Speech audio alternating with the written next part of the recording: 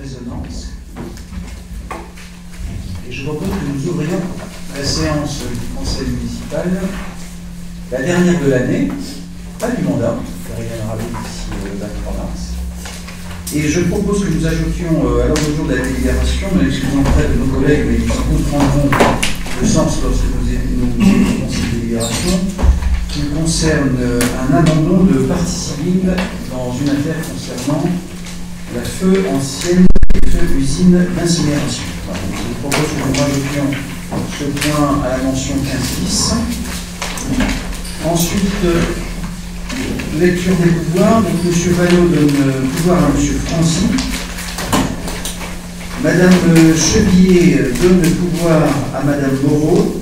Je revote, excusez-moi, d'assumer ma téléphone. Madame Magnifico donne pouvoir à M. Herrero.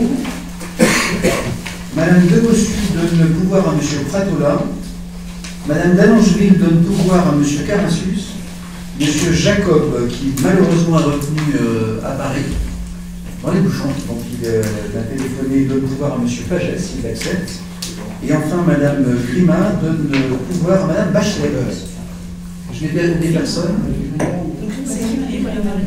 Je vous donne les pouvoirs que j'ai en ma possession. Voilà, donc je devais.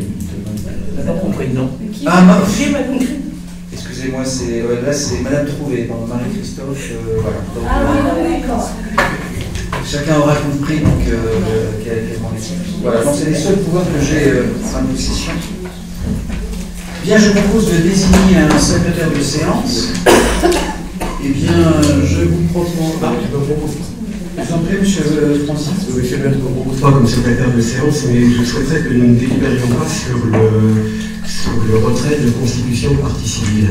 D'une part parce que nous avons eu connaissance de ce projet à pratiquement 18h ce soir, et secondement, il me semble que c'est important d'en parler avant de délibérer. Donc, si on peut voir ça ultérieurement. Est-ce que je peux vous... D'abord, votre requête est légitime et de droit, puisque je le propose au conseil municipal.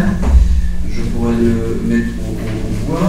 Est-ce que je peux vous proposer une chose, c'est qu'il y ait une suspension de séance pour vous expliquer le contenu et les enjeux, car elle concerne, pour être très clair, M. Bernard Gaznos, ex-qualité président de la communauté d'agglomération, et qu'il y ait une affaire pendante qui pourrait avoir des conséquences qui sont lourdes juridiquement, qui pourrait engager sa personne alors qu'il n'est que le représentant d'une personne morale. Donc, malheureusement pour le public, je souhaite qu'on s'entretienne avant. Donc je vous proposerai une suspension de séance, je verrai les présidents l'ensemble des présidents de groupe, on en reparle et à l'issue de cette discussion, nous déciderons si nous délibérons pas en rendant public ce débat, en tout cas les échanges, sur la proposition qui est faite, pour être très clair, de nous retirer, enfin de ne plus nous constituer partie civile contre la communauté d'agglomération Melun-Val-de-Seine. Voilà. Est-ce que ça convient à nos collègues? On va essayer d'être mes collègues, ok? Nous suspendrons quelques instants et nous retrouverons dans nos modestes bureaux lorsque nous aborderons ce point 15. Désignation d'un ou d'une secrétaire de séance, je propose...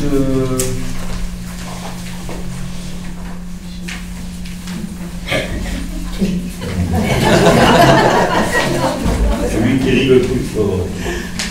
Ah, eh bien, je crois que c'est M. Gare, une nouvelle fois.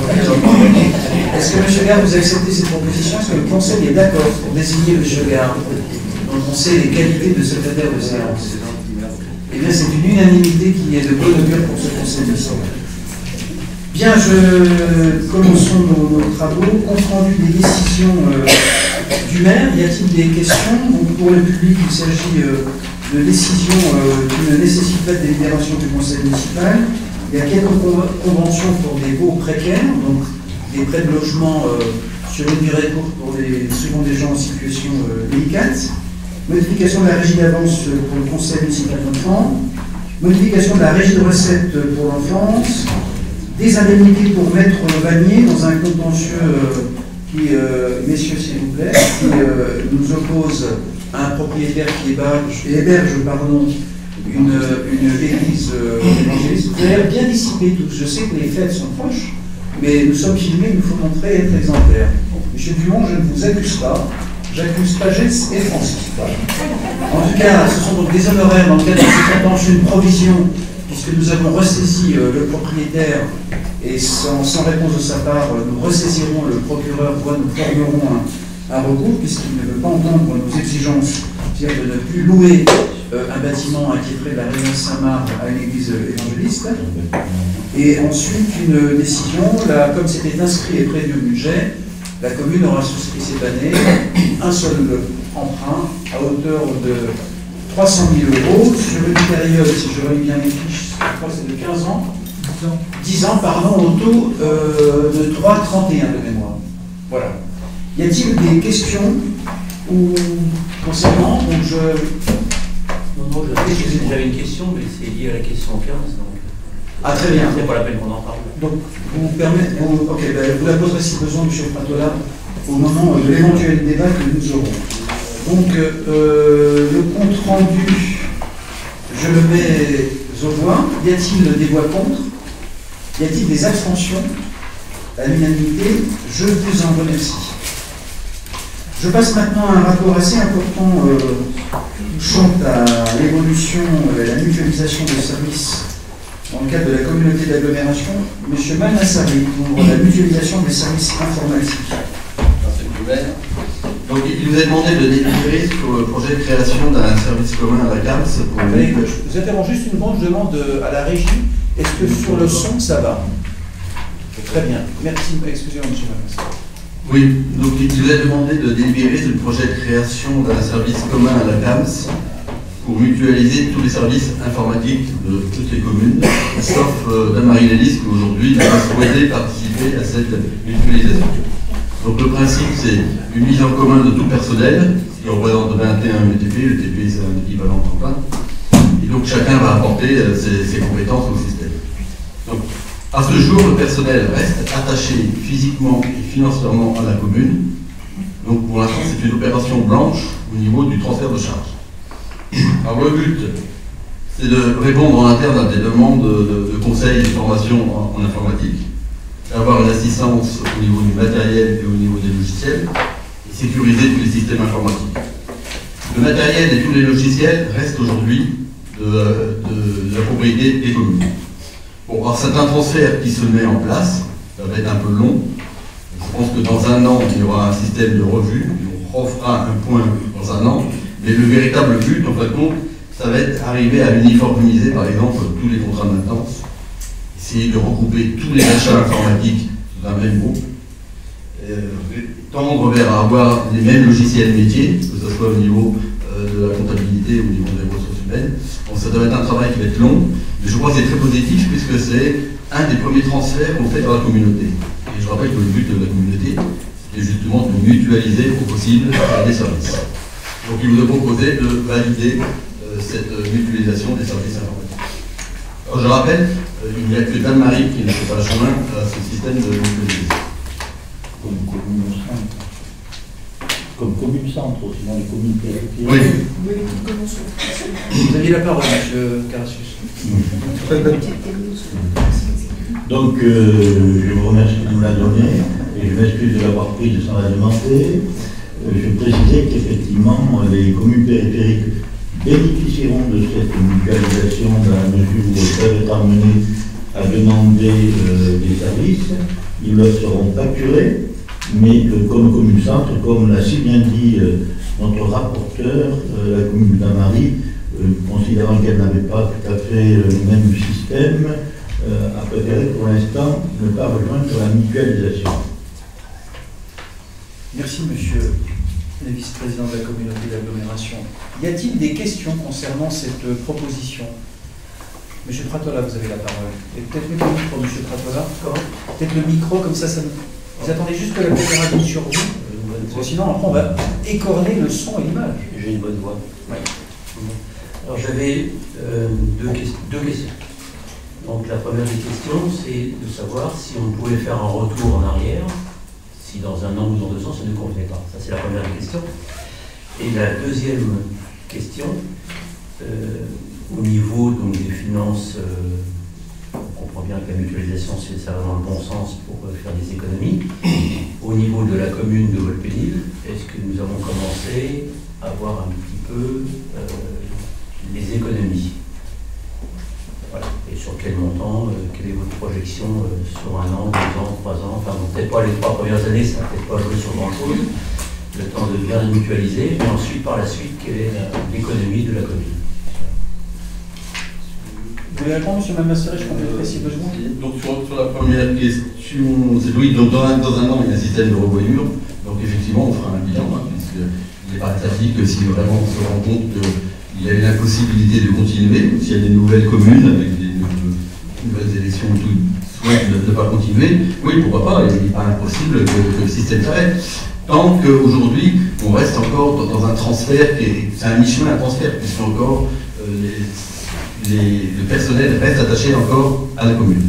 Il n'y a que le directeur des services, qui est le responsable de Melun, qui lui est transféré à la communauté. Ça a été un des points importants, puisque c'est ce qui a fait basculer beaucoup de communes dans le choix de mutualiser. C'était quand même une référence. Alors après les économies, non, moi je pense que c'est une opération blanche. Donc au niveau du personnel, on va rester sur une opération blanche.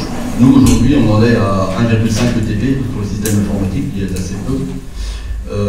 Donc on aura toujours 1,5% à 1,5 ETP à payer. Ça nous sera probablement, quand il y aura le transfert de charge, déduit sur l'attribution de compensation, mais on restera toujours sur ce 1,5. Si le système informatique doit monter en puissance, c'est clair, ça va passer à la charge de la communauté. C'est le principe du transfert de charge. Donc opération blanche à nous au début, et si on monte en puissance, c'est à la charge de la communauté. Après les économies, non, on n'a pas évalué, mais les économies vont se faire bien sûr sur, je pense, la maintenance. Si on arrive à regrouper des maintenances identiques sur toutes les communes, visiblement on va faire baisser les prix. Au niveau de l'achat des ordinateurs, on va baisser les prix. Au niveau de l'impression aussi, on va essayer de globaliser tous les systèmes d'impression. Donc on n'a pas chiffré, mais on va tendre, plus on sera nombreux à faire des appels d'offres, plus les prix vont baisser. Nous accueillons avec plaisir Madame Magnifico. Pour une fois que j'avais un pouvoir, je viens de le faire. Tout à symbole. Merci de cette question, M. Pratola. Oui, c'est une phase d'expérimentation, de toute évidence. Cette convention fixe un terme. Et M. Malmasseret a bien répondu sur les enjeux qui sont, en termes d'organisation, mais les enjeux aussi d'investissement. Tout en précisant que ce qui se joue aussi, à la veille, puisque nous l'avons obtenu, non pas de guerre large, mais de haute lutte, que d'ici 3 ans, l'ensemble de la commune accède au très haut débit. Une bataille à l'honneur de Volpénil, pour profiter à toutes les communes désormais. Ça va être ensemble de faire la mue informatique. C'est-à-dire que ce qui se joue, notamment, c'est sur le stockage des données, vous savez, les data systems.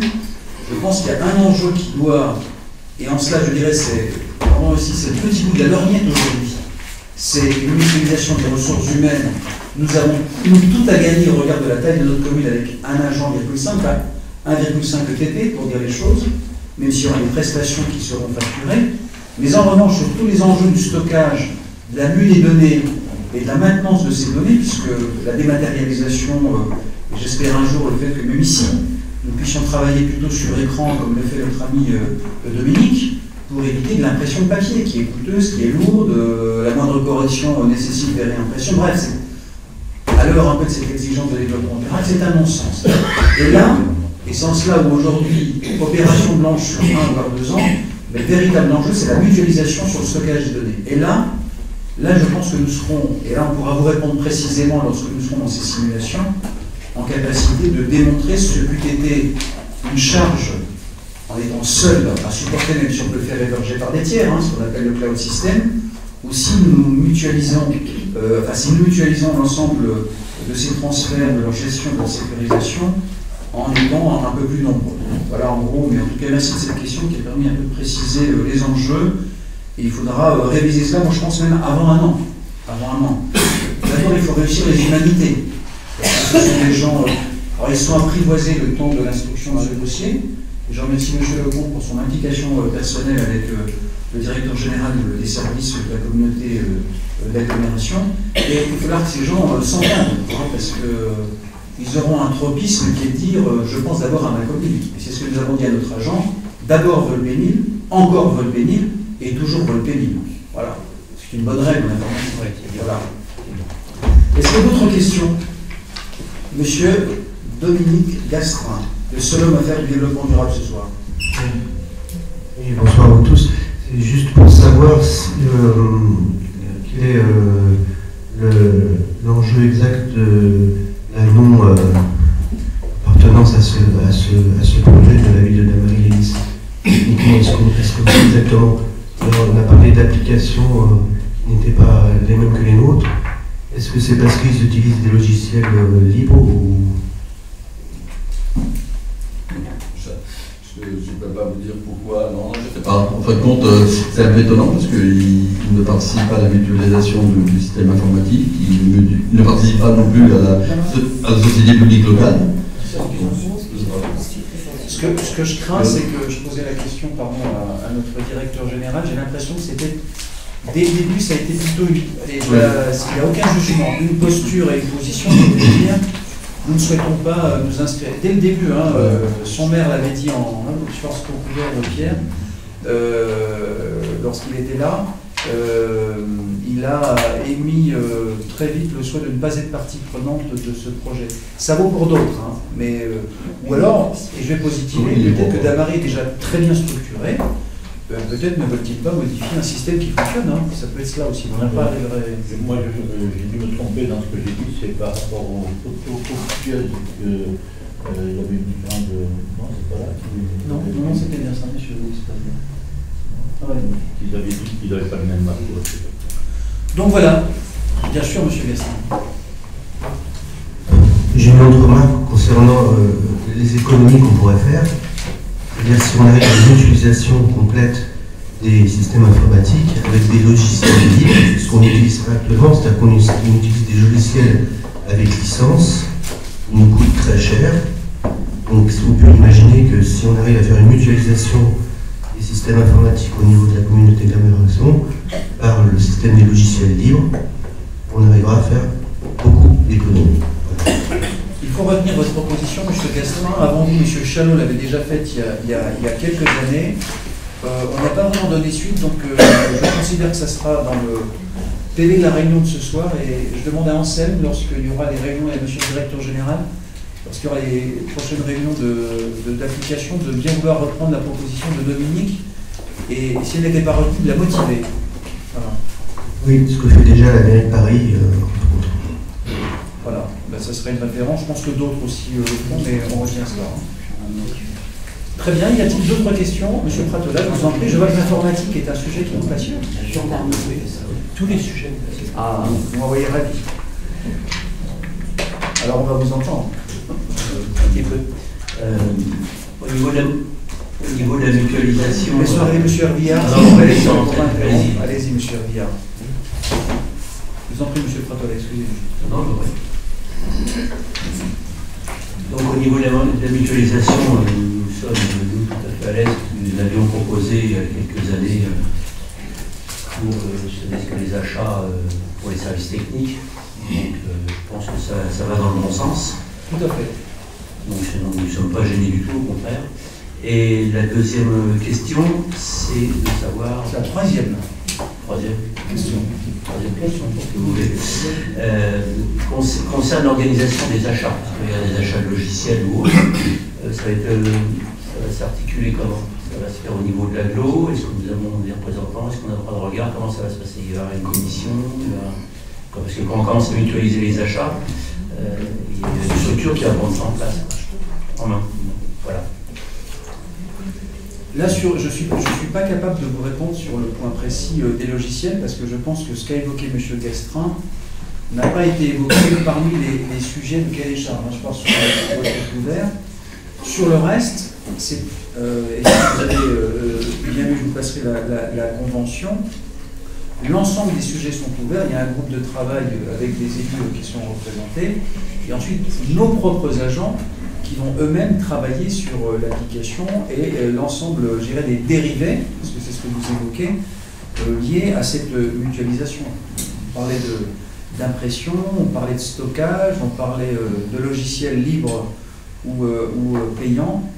Toutes ces questions sont traitées par nos représentants, puisque désormais, une fois que les responsables, les élus ont arbitré cette orientation, il appartiendra aux agents de chacune des communes d'évoquer toutes ces questions, parce que vous imaginez que les questionnements et les tailles sont différents de Seine-Port à Volpénil, par exemple. Mais Seine-Port est un mauvais exemple parce qu'ils n'ont pas adhéré. De Livry, par exemple, à Volpénil. Voilà. Après, c'est les mêmes questionnements hein, sur l'état civil, sur les achats. Franchement, on a bon espoir, mais on ne peut pas le garantir, que nous allions vers sur les économies. Vous évoquiez ce qui avait été un jour une question que vous aviez évoquée sur la mutualisation, notamment de moyens matériels et physiques. On l'avait évoqué en son temps, mais vous arrivez très vite à des difficultés, non pas d'égoïsme, mais c'est par exemple l'entretien de la chaussée. Le jour où il neige, tout le monde vous dira moi d'abord, pour être très concret. Donc on se rend compte quand même qu'il y a certains, c'est Alain qui avait même simulé, sur notamment les véhicules qui sont en dehors des frais de personnel, les charges lourdes. Après, c'est comment vous priorisez. Donc soit il y a un jour une supra-communalité qui décidera de ces questions-là. Et je rappelle que par exemple Pierre Carassus et M. Gare avaient évoqué aussi une question que nous soulèverons en son temps à la communauté d'agglomération, notamment sur la question de l'éclairage public, qui pourrait devenir une question et un enjeu supracommunal. Parce que là, il y a du travail, il y a des investissements lourds, et quelquefois, il y a des ruptures d'une commune à l'autre, même chez nous. Il y a quelquefois des ampoules qui fondent. Voilà, on met du temps à remplacer. Ou que des arbres, quelquefois masques. La réactivité était bonne. Non, vous n'avez fait qu'accompagner ce que vous deviez savoir, c'est que c'était programmé, vous êtes un homme averti et bien informé. Monsieur Carassus. Oui, je ne sais pas si je resterai sur le terrain de la lumière, mais j'apporterai une précision par rapport à la question de M. Patola sur commission d'achat. Bon, il y a une commission d'appel d'offres, mais quand il y a des achats ou même des consultations qui concernent une commune, on s'évertue à associer la commune. Par exemple, quand il y a eu une réalisation, que ce soit du pôle de service, comme du village d'artisans, etc., on était dans le coup. Au-delà du fait que certains d'entre nous sont élus à la commission d'appel d'offres ou autre. Donc je suppose que pour des achats de ce type, toutes les communes directement intéressées seront partie prenante des achats lorsque on décidera d'acheter un commun. Je ne dis pas que la CAM c'est un monde parfait, on le verra sur la délibération que vous évoquez tout à l'heure, la délibération 15, mais là au moins il y a une pratique que je trouve tout à fait correcte et qui permet aux communes d'être partie prenante pleinement. Et je vous renvoie en fait au texte que vous avez lu, M. Patola, qui dit chaque commune est animée par un référent territorial et le comité de pilotage comprend des élus et les directions générales. Donc c'est là l'instance. Je ne peux pas vous dire aujourd'hui quel est le rythme des réunions, mais il a été assez soutenu jusqu'à la dernière minute pour arriver à cette convention. Voilà. Et voilà, donc c'est la double instance qui traitera ces questions. Est-ce que vous avez une quatrième question informatique, M. Patola? Au moment. Très bien. Eh bien, je mets aux voix cette révolution informatique. Y a-t-il des voix contre? Révolution, on travaille ensemble. Les abstentions, à l'unanimité, je vous remercie. Et je donne maintenant la parole toujours à M. Tafouro pour le fonds école.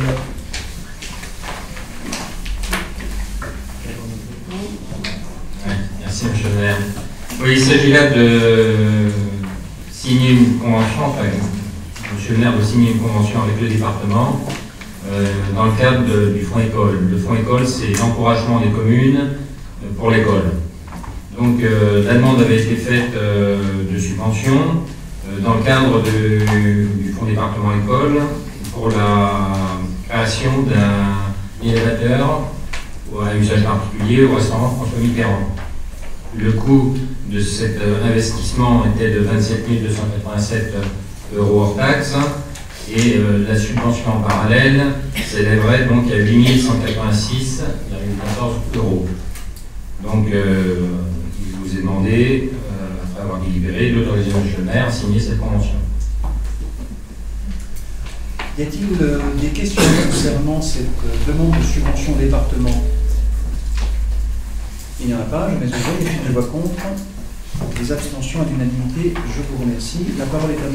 Malmassari pour une décision modificative numéro 3 du budget communal.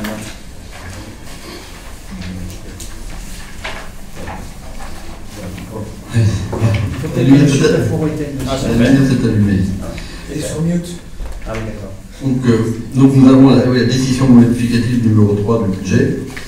Donc, si on prend en dépenses de fonctionnement sur le chapitre 011, vous avez 950 € de fourniture de petits équipements. Donc pourquoi 950 €? C'est parce qu'on a dû recréer un budget pour l'intergénération. C'est pour ça qu'on les affecte principalement. On est obligé de le ressaisir, puisqu'il n'existait pas ce budget d'intergénération. Et nous avons en fourniture de petits équipements un moins 1865, donc ça c'est classique, c'est les fournitures scolaires, c'est les transferts qu'on fait en fonctionnement et en investissement, donc on va retrouver en investissement. Et nous avons 20 000 € de location immobilière en moins, c'est le gymnase de la Poste. Je rappelle qu'on avait déjà passé une délibération, mais qui était en fin de compte pour annuler le rattachement de 2012. Donc là on refait une délibération pour les supprimer. En chapitre 022, nous avons 266,42 €. C'est l'excédent des caisses des écoles. Donc, on a délibéré pour le retransférer sur le budget municipal. Donc il vient en dépenses imprévues. Par contre, quand il vient en dépenses imprévues, je tombe dans des recettes puisqu'on dépense, on doit toujours être à 0 sur les dépenses imprévues. En subvention de fonctionnement, chapitre 65, donc 500 €. C'est la subvention que nous avions délibérée pour le chauffeur Jules Ralès, en gros, pour sa condition du disque. En chapitre 67, nous avons 18 550 €. C'est un titre annulé sur l'exercice antérieur. Alors en fin de compte, c'est une annulation de recettes de 2012 de Dalkia. Vous vous souvenez qu'on avait fait un avenant. Et avant cet avenant, donc, Dalkia nous versait une redevance de 18 000 €. Et on a eu un avenant suite au raccordement sur la géothermie à l'Allemand. Donc Dalkia a pris en charge tous les travaux d'investissement. En contrepartie, on avait décidé d'abandonner cette redevance. Bon, par erreur, elle était restée pour 2012, une erreur, donc on annule cette redevance. 43 000 €, donc après en dépenses, donc c'est la clause du péril éminent. On a un pavillon qui est situé 18 allée du lac, qui est assez dangereux puisqu'il risque de s'écrouler, donc nous avons mission de détruire.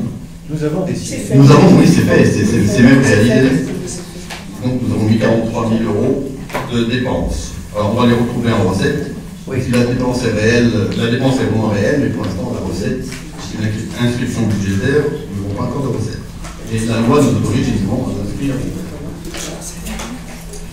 Et nous avons en chapitre 023 1865 €, qui est purement la section d'investissement, pour équilibrer les sections. Nous avons un total de dépenses de 43 266. Donc si on va en recette de fonctionnement, on retrouve les 236,42 € du CCAS, qui apparaissent dans le résultat de fonctionnement reporté, c'est-à-dire du N-1. Et nous avons les 43 000 € du produit exceptionnel d'hiver, donc ça sera la recette du permis de démolir. Donc la recette, pour l'instant, elle est fictive, mais on va tabler en fait sur le terrain, puisqu'il reste quand même un terrain sur...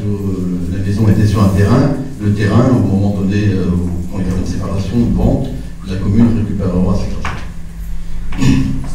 Nous sommes en droit de demander une saisie pour remboursement, puisque dans le cas d'espèce, il y avait mise en danger de la vie d'autrui, d'abord des voisins, des maisons, parce qu'il y avait un risque d'effondrement de cette maison. Il s'agit d'un pavillon, je ne citerai pas le nom, mais qui avait brûlé accidentellement, et même quelqu'un qui vivait à l'époque à l'intérieur, qui a continué à y vivre après que le feu a été éteint. Pour dire, Mme Moreau, Mme Lex se sont beaucoup occupées de ce dossier et de la personne. Il a fallu du temps pour obtenir qu'il quittât son domicile. Je veux dire ici aussi que nous avons, je l'ai fait à titre personnel, appelé la famille qui était à l'étranger. En tout cas, tout a été fait dans les règles de l'art, et d'abord de se préoccuper de la capacité de la famille à régler cette question. Je trouvais qu'il y avait des problèmes d'assurance, je vous la fais courte, parce que c'est un dossier très complexe. Nous avons considéré, nous avons pris nos responsabilités, qu'on venait de détruire cette maison, sans quoi, c'est vraiment, je le redis, mettre en péril la vie et les biens des personnes voisines. Mais nous sommes en droit et fondés ensuite au moment de la vente, et s'il n'y a pas de vente, ça se fera sur le bien lui-même, mais il y aura, pour tout vous dire, de saisir le montant à l'euro de ce que la commune aura dépensé sur cette destruction. Ce n'est pas une mesure agréable, parce que quelquefois derrière des maisons, il y a des histoires, il y a des familles, il y a des souvenirs, mais là, très franchement, il n'y avait pas d'autre solution. Hein. Alain, tu as pu diligenter des expertises où on aurait pu dire une partie, mais là, il fallait, voilà, pour ceux qui l'auront vu, intervenir de manière assez radicale. Voilà, je vais juste faire cette précision, M. Manassé. Donc, en section d'investissement, on dépense, donc on va retrouver le transfert du fonctionnement en investissement, donc les 1865 qui sont répartis en 718 € sur du matériel informatique, 631 € du mobilier et 476 €, c'est d'autres matériels, enfin, c'est un écran vidéo. Et nous avons en dépense la subvention de la DRAC, enfin, on l'a en dépense, mais effectivement, on l'a en recette, ainsi, une histoire d'équilibre, 255 419, donc en dépense qui va dans le pot construction. Et je ne doute pas que tout le conseil municipal se réjouira, puisque c'était une hypothèse, que nous ayons obtenu cette subvention exceptionnelle pour financer l'arcature, parce que c'est un juste titre, vous pouvez douter, mais voilà, nous avons été soutenus au regard de la qualité du projet. Nous avons présenté. Donc on les retrouve donc en recette d'investissement, 255 419, la subvention de la chute, c'est la DRAC en direction des affaires culturelles. Et nous retrouvons les 1835 € qui est évidemment la section d'investissement. Il fait un équilibrage de la section d'investissement. Voilà, merci de préciser sur l'intergénération, parce que à ceux qui s'interrogent quelquefois sur les bonnes additions et sur le coût final, je rappelle que la décision finale reposera aussi sur l'ensemble des concours financiers. Nous avons obtenu la DRAC et des discussions sont en cours que j'ai menées encore il y a 48 heures à la région. Nous espérons une bonne décision courant du mois d'avril à l'occasion de commission permanente. Et puis nous rencontrons avec mes collègues qui gèrent ce dossier prochainement les élus du Conseil général. Enfin, en tout cas, voilà, les choses avancent bien pour que cet investissement en apparence lourd soit au plan résiduel au moins de 50 ou 60% en charge nette pour la mairie, voilà, pour la ville de Wolfenbüttel. Je tenais à faire cette précision pour que des chiffres pas trop fous ne circulent sur la réalité de cet investissement de la ville. Est-ce que vous avez des questions concernant cette décision modificative? Une précision à demander? Non, je vous remercie. Donc je mets aux voix. Alors y a-t-il des voix contre? Y a-t-il des abstentions? Deux abstentions adoptées. Je vous remercie. Alors, je donne la parole maintenant parce que finalement c'est elle qui l'avait. Monsieur Malnassari, je vous avais inscrit, mais je vous retire la parole parce que c'était une proposition de l'une de nos collègues qui était Corinne Magnifico. Madame Magnifico, vous voulez attribuer une subvention. Suite aux 80 humanitaires des. C'est bon. C'est écrit mute. Le mute, c'est le.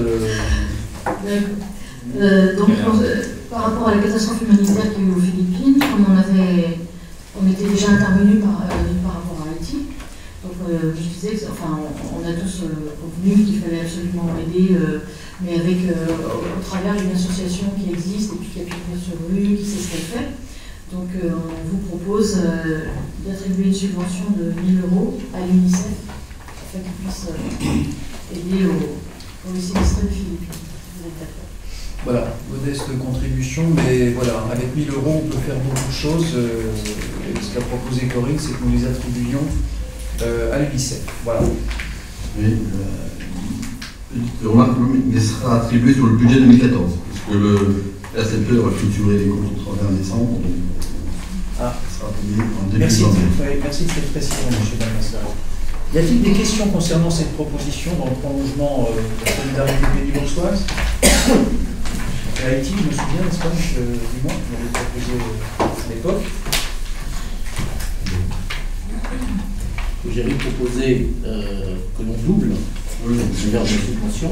Donc ce soir, je demande que l'on double aussi cette subvention pour les Philippines. Je suis logique. Écoutez, on peut être dans la surenchère. Nous avions souscrit au doublement de 500 à 1000 euros.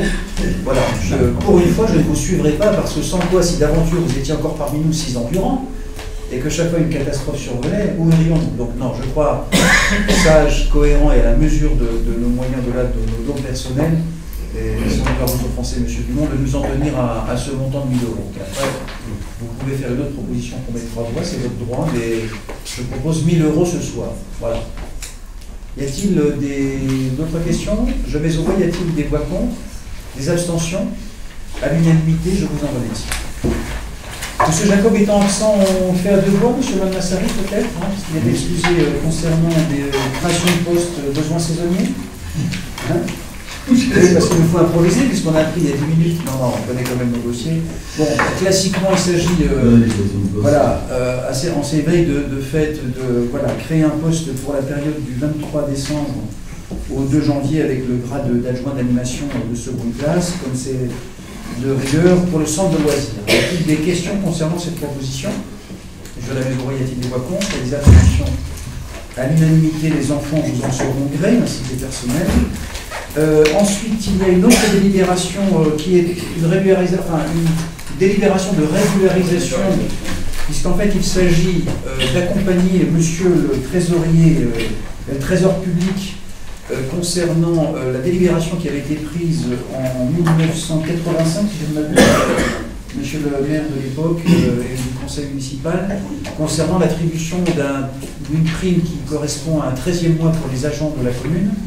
Voilà, la Chambre régionale des comptes a demandé au trésor public et non pas à la commune de bien vouloir préciser les quelques critères qui ont présidé à cette décision. Donc ce que nous faisons avec plaisir et que je soumets à votre diligence. Y a-t-il des questions concernant cette délibération? Je le redis de forme. Je mets au voix, y a-t-il des voix contre? Je vous en prie, monsieur Franzy. Oui, monsieur Vert, c'est pas pour revenir sur l'idée même de la délibération, mais comme j'ai pu comprendre qu'il était question de simplification, j'avais juste une question sur la première ligne. Un employé est considéré comme permanent dès l'instant où il effectue un mois continu. Le côté permanent et un mois, je le trouve un peu antinomique, mais peut-être que vous m'expliquerez. Et puis pour les mutations, qu'est-ce qui se passe dans le cas d'un détachement? Mais c'est tout. C'est juste une remarque, ça ne remet pas du tout en cause le vote de la délibération. Donc il y a une question de syntaxe et une question de fond. Donc vous allez donner 1 minute pour réfléchir. Bonne année. Donc je veux lire. En fait, je crois que c'est le droit du travail qui s'applique en la matière. C'est dès lors que vous passez un mois, la qualification, me semble-t-il, hein, mais si besoin, on fait une interruption de séance pour demander, je crois que c'est ainsi qu'on le qualifie. Dès lors qu'on passe un mois, mais peut-être vous avez la réponse. Et je crois qu'il y a M. Dumont qui vous glisse à l'oreille un truc, genre, t'aurais pas dû le dire, tout ça. M. Dumont, peut-être vous allez nous éclairer en grand agent du service public. Simplement, je te dis une petite bêtise, donc je... Alors on peut encore vous taire, hein. Franchement, il me semble que les contrats d'apprentissage, voire alternance, voire CDD, touchent le 13e mois. Mais je dis peut-être, enfin, une partie vont du 13e mois, si effectivement ils auraient un mois de travail continu. Mais je n'affirme pas. Eh bien écoutez, vous n'avez pas dit de bêtises, M. Dumont, car c'est bien inscrit dans la délibération, c'est à due proportion du temps et l'antériorité. Voilà. Donc détachement alors, vous voulez une réponse? Non, je reviens sur le permanent. Je l'ai. C'est bien.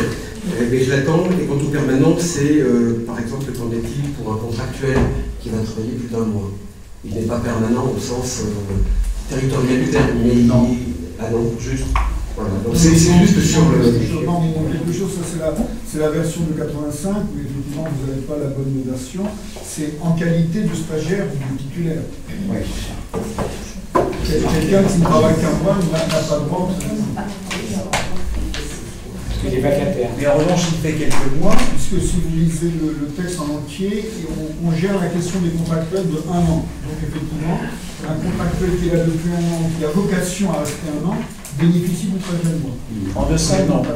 En deçà, non. En deçà, non. Voilà. Effectivement, c'est la notion de stagiaire ou de titulaire qui fait que si je suis titulaire ou stagiaire depuis 1 mois, automatiquement j'ai droit à un prorata.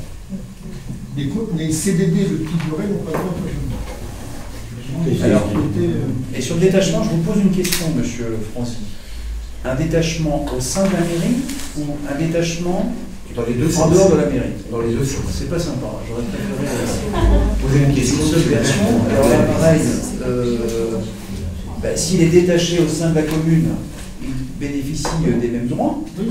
En revanche, s'il est détaché auprès d'une collectivité ou d'un organisme tiers, il ne relève plus provisoirement des effectifs de la commune, donc il bénéficie du nouveau régime qui lui est appliqué, d'une seule collectivité, un organisme public, parapublic. Oui, il lui appartient, il ne perd pas ses droits et son ancienneté, mais en revanche, il n'est pas payé par la mairie, donc il ne peut pas revendiquer un droit supplémentaire, même s'il ne touchait pas un 3e mois. Par exemple, Madame Marie-Louise, qui est un bon exemple. Un excellent exemple. N'est-ce pas? Alors, on aurait plus de dire que la simplification n'est pas aussi facile à réaliser qu'on pourrait le croire. En tout cas, nous retenons votre remarque sur la première phrase. Oui. C'est marqué. Oui, mais l'expression, c'est au moins 1 mois? Oui. En qualité de... Parce que 1 mois continu, oui, 1 mois continu, ça fait 1 mois. 1 mois pour le temps. Oui, moi c'est le mot permanent, et je comprends le truc. Mais si monsieur, c'est celui qui dit qu'il fait, comme c'est monsieur Lecomte qui l'a écrit, j'ai une entière confiance en lui. C'est une écriture de 85, je ne veux pas qu'il toucher. En 85, alors vous voyez, c'était une autre époque. C'était une autre époque, mais nous verrons ce point-là. Je le mets quand même aux voix. Y a-t-il des voix contre? Excusez-moi, je ne sais pas là. Je crois que vous votiez déjà contre. C'est pas la voix contre. Non, question posée. Allez-y. Ce qui me gêne un peu, c'est le terme de 13e mois. Oui. 13e mois pour les contractuels, je le comprends. Mais pour les statutaires, je ne comprends pas. Alors vous voudriez le qualifier comment? Bon, c'est prix manuel. Parce que le dit 13e mois, il faut savoir que le 13e mois, c'est soumis à cotisation sociale. Oui, mais là une prime manuelle, c'est carrément différent. Tout est. Non, mais là aussi, monsieur.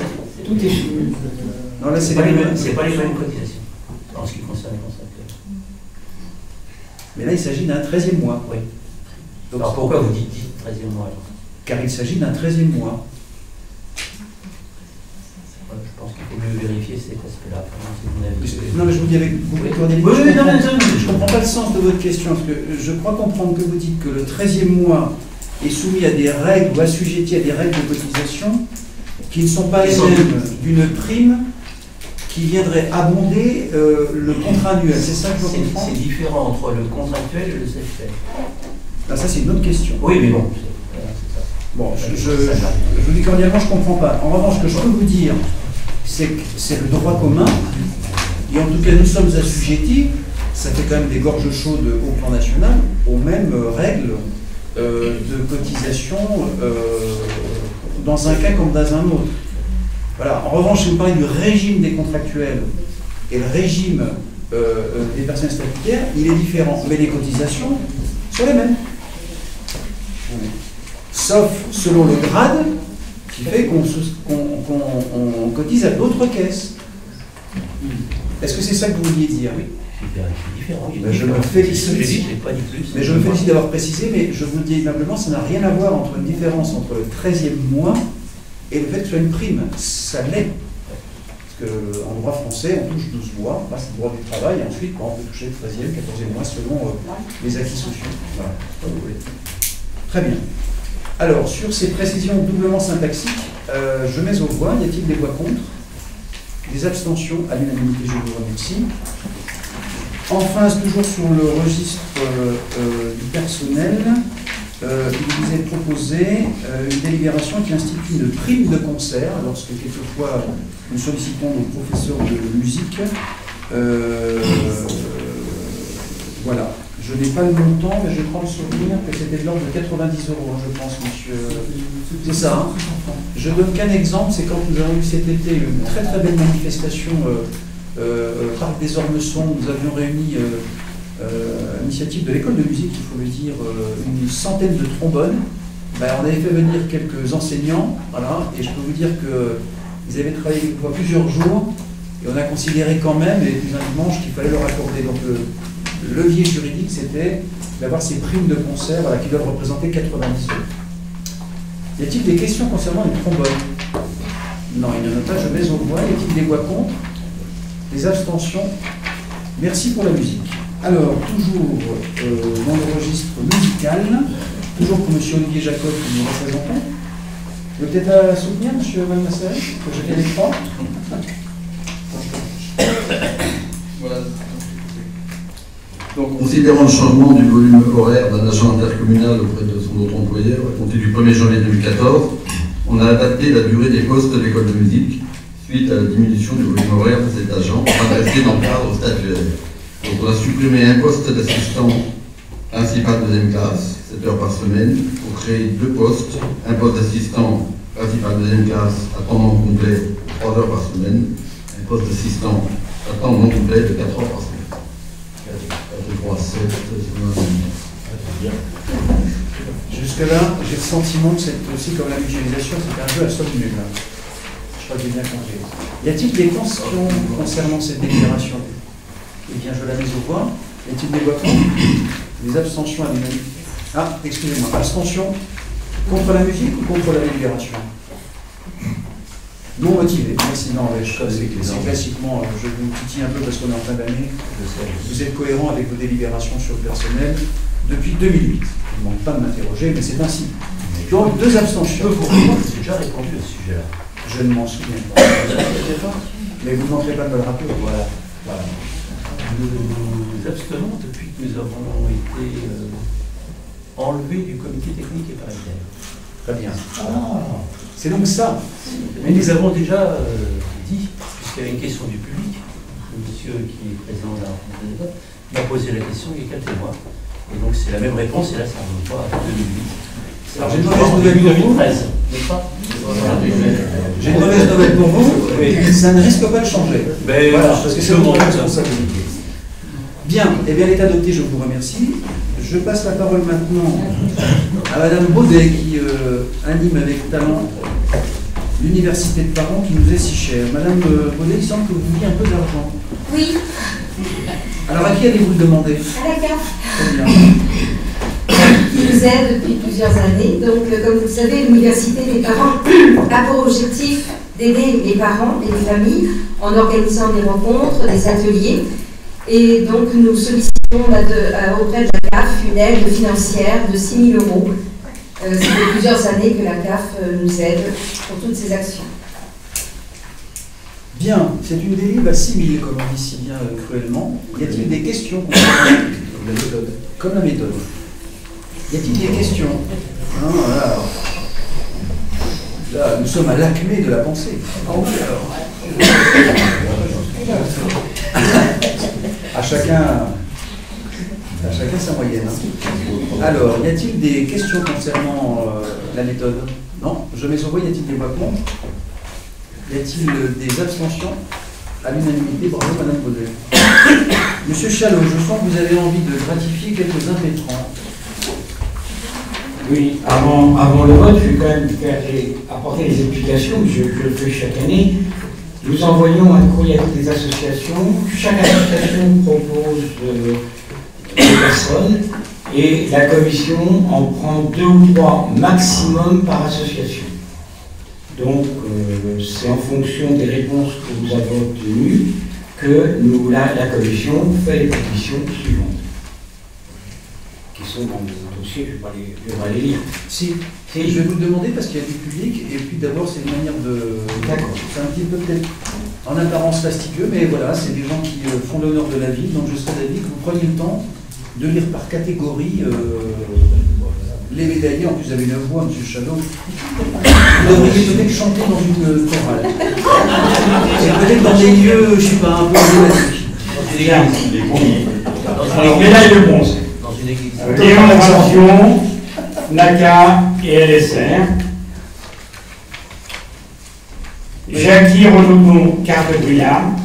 Madame Nelly Lambert, comité parrainage, Madame Odette Dorémus, ancien combattant, Madame Viviane Clavalzan, école de danse de VFP, Monsieur Michel Dolly, famille laïque, Monsieur Richard Cornu, transport solidaire, Madame Annie Mollereau, transport solidaire, que je salue, Madame Mollereau, Madame Claude Gallet, comité des fêtes, Monsieur Anna Kellen, club loisirs et création, Madame Véronique Osbarek, chorale Chanterelle, voilà. Madame Evelyne Lebon, association des commerçants, Monsieur Roland Sayag, association de la ferme des jeux, Madame Michel Sayag, association de la ferme des jeux, Madame Christine Allard, association du basket, Madame Muriel Couturier, association du basket, Monsieur Charles Ancelin, association Méli-Mélo, Monsieur Jean-Pierre Collet, Bridge Club, Madame Ginette Darvin, association Feuillapet, excusez-moi, Monsieur Jean Cazalet, Asile, Monsieur Jean-Claude Salvia, Médaille d'argent, Monsieur Pierre Faux, ancien combattant, Madame Christine Testo, rebondir au-delà de ses rêves, Madame Bernadette Thiel, famille laïque, Madame Marie-France Bez, club Le Bon Temps, Madame Béatrice Pommier, famille laïque, Monsieur Michel Chantoiseau, club Rencontre, Monsieur Jacques Taraveux, club cyclotourisme, Monsieur Henri Harel, comité des fêtes. Médaille d'or, Madame Béatrice Rivière, comité de jumelage, Madame Micheline Bors, club Rencontre, Monsieur Jean-Philippe Anton, chorale Chanterelle, Monsieur François Pouzeau, club de football, Monsieur Robert Bouzoukias, comité des fêtes, Monsieur Antonio Abruzès, association des enfants protégés. Très bien. Je crois que ça valait la peine de les lire. Merci, M. Chanot, de vous laisser s'asseoir. Et puis, c'est immortalisé désormais. Voilà.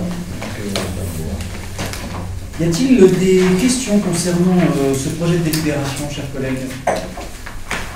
Nous comptons sur vous en nombre pour le jour où nous organiserons cette réunion. Je mets au voie. Y a-t-il des voix contre? Des abstentions? À l'unanimité, merci pour eux. Alors, nous continuons maintenant sur deux points avant de faire cette suspension qui concernent, je souhaitais qu'elle est excusée ce soir, alors vous êtes des noms, voilà, c'est un élément un peu exceptionnel, Madame Chevalier qui a beaucoup œuvré en la matière. J'ai demandé à M. Carassus de nous faire un point d'information sur un sujet qui nous anime et nous mobilise depuis quelques mois, qui concerne la réforme des rythmes scolaires. Donc je propose que ce soit une information et un débat sans vote si vous le souhaitez, et de la sorte nous prendrons date sur les prochaines étapes de cette réforme. Carassus, vous avez la parole. Bien, on avait, certains d'entre vous s'en souviennent, ayant participé, fait une réunion à la ferme des jeux, où étaient venus parents et enseignants. Et donc nous avions à l'époque abordé cette question de la réforme des rythmes scolaires et nous avions décidé de ne la préparer que pour la rentrée à venir et non pas pour la rentrée qui vient d'avoir lieu, afin de se donner les moyens de la préparer dans les meilleures conditions et peut-être aussi de bénéficier de l'expérience des uns et des autres et de faire en sorte que cette réforme s'engage dans les meilleures conditions sur notre commune. Depuis, nous avons eu plusieurs réunions, M. le maire, Mme Chevalier, moi-même, avec les enseignants, avec les parents d'élèves et avec les directeurs d'école. Lors de la réunion que j'évoquais tout à l'heure, il était clairement apparu que beaucoup de parents, les enseignants aussi, étaient soucieux que les enfants aient de véritables causes, constatant notamment qu'au moment du midi, ils revenaient souvent assez fatigués quand ils reprenaient les cours. C'est ce qui nous a amené à proposer, mais pour l'instant on est dans la phase de proposition, que la pause méridienne qui était de 11h30 à à 13h30 passe de 11h30 à 14h afin d'organiser durant cette pause méridienne un temps d'activité relaxante, que ce soit sous la forme culturelle ou sportive ou créativité, et faire en sorte que ce qui existe déjà au niveau de la commune, puisque durant cette pause, nous avons institué depuis des années non seulement l'accompagnement à la restauration scolaire, mais durant la pause elle-même, nous avons quelques activités. Je rappelle que c'est près de 80% de nos enfants qui mangent qui mangent à la restauration scolaire. Alors là, donc il y aurait une pause méridienne qui serait de 11h30 à 14h. Vous savez que nous avons 2 services, y compris depuis cette année à Gosselin-du-Mont où nous sommes sur place, mais pour faciliter la fluidité du service. Et c'est vrai que nous travaillons à flux tendu, il y a des déplacements, etc. Encore tout à l'heure, nous étions en réunion avec M. le maire, avec les enseignants, tous les enseignants de Romain-Roland, et ils nous racontaient qu'un jour, un déplacement avait été plus long que prévu et ça avait quelque peu retardé la reprise scolaire, et c'est tout à fait normal parce que selon le temps, etc., c'est vrai que déplacer les élèves de Romain-Roland pour aller à la restauration en concomitant, c'est quelquefois un peu tendu. C'est un peu tendu puisqu'il y a un premier service, quand ils ont mangé, ils ont des activités. Il y a un deuxième service, ils ont des activités, et après ils vont manger, et bon, pour le retour, c'est des fois un peu short comme horaire. Donc là, en ayant une demi-heure de plus, nous aurons, je dirais, le temps d'organiser au mieux. Nous proposions cela pour l'ensemble des écoles, aussi bien maternelles que primaires, puis est venue une circulaire de recommandation de la part du ministère, mais qui, comme je viens de le dire, ne sont que des recommandations tenant compte des expériences constatées. Et il est dit, dans les intérêts des enfants, une circulaire par rapport au maternel. En considérant que le rythme des enfants est tout à fait différent selon les maternelles et les élémentaires, qu'au niveau des maternelles, il y a le temps de pause qui est bon, au-delà de la sieste, même pour ceux qui sont un peu plus grands et qui n'ont pas de pause. Donc ils insistent là-dessus sur le fait de reprendre l'après-midi en douceur, et ils vont jusqu'à dire, bien que le mercredi matin, la meilleure façon de répartir les choses, le temps, ce serait que donc si on ayant choisi le mercredi matin, répartir dans la semaine le temps scolaire, raccourcissant les horaires en fin de journée, par exemple, en passant de 16h30 à 15h45, pardon. Nous avons donc... Non, c'est pas clair? Si, en passant de 16h30 à 15h45. Hein? Mais ce qui veut dire que de 15h45 à 16h30, il y aurait une activité périscolaire.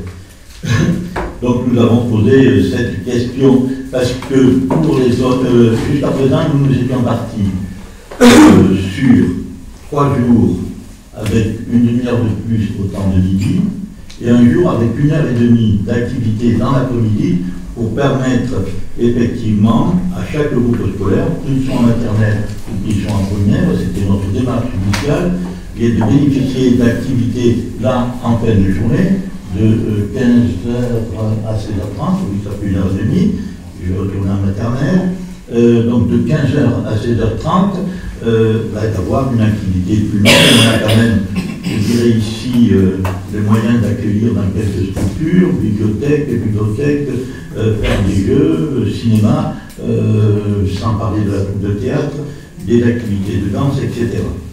Donc,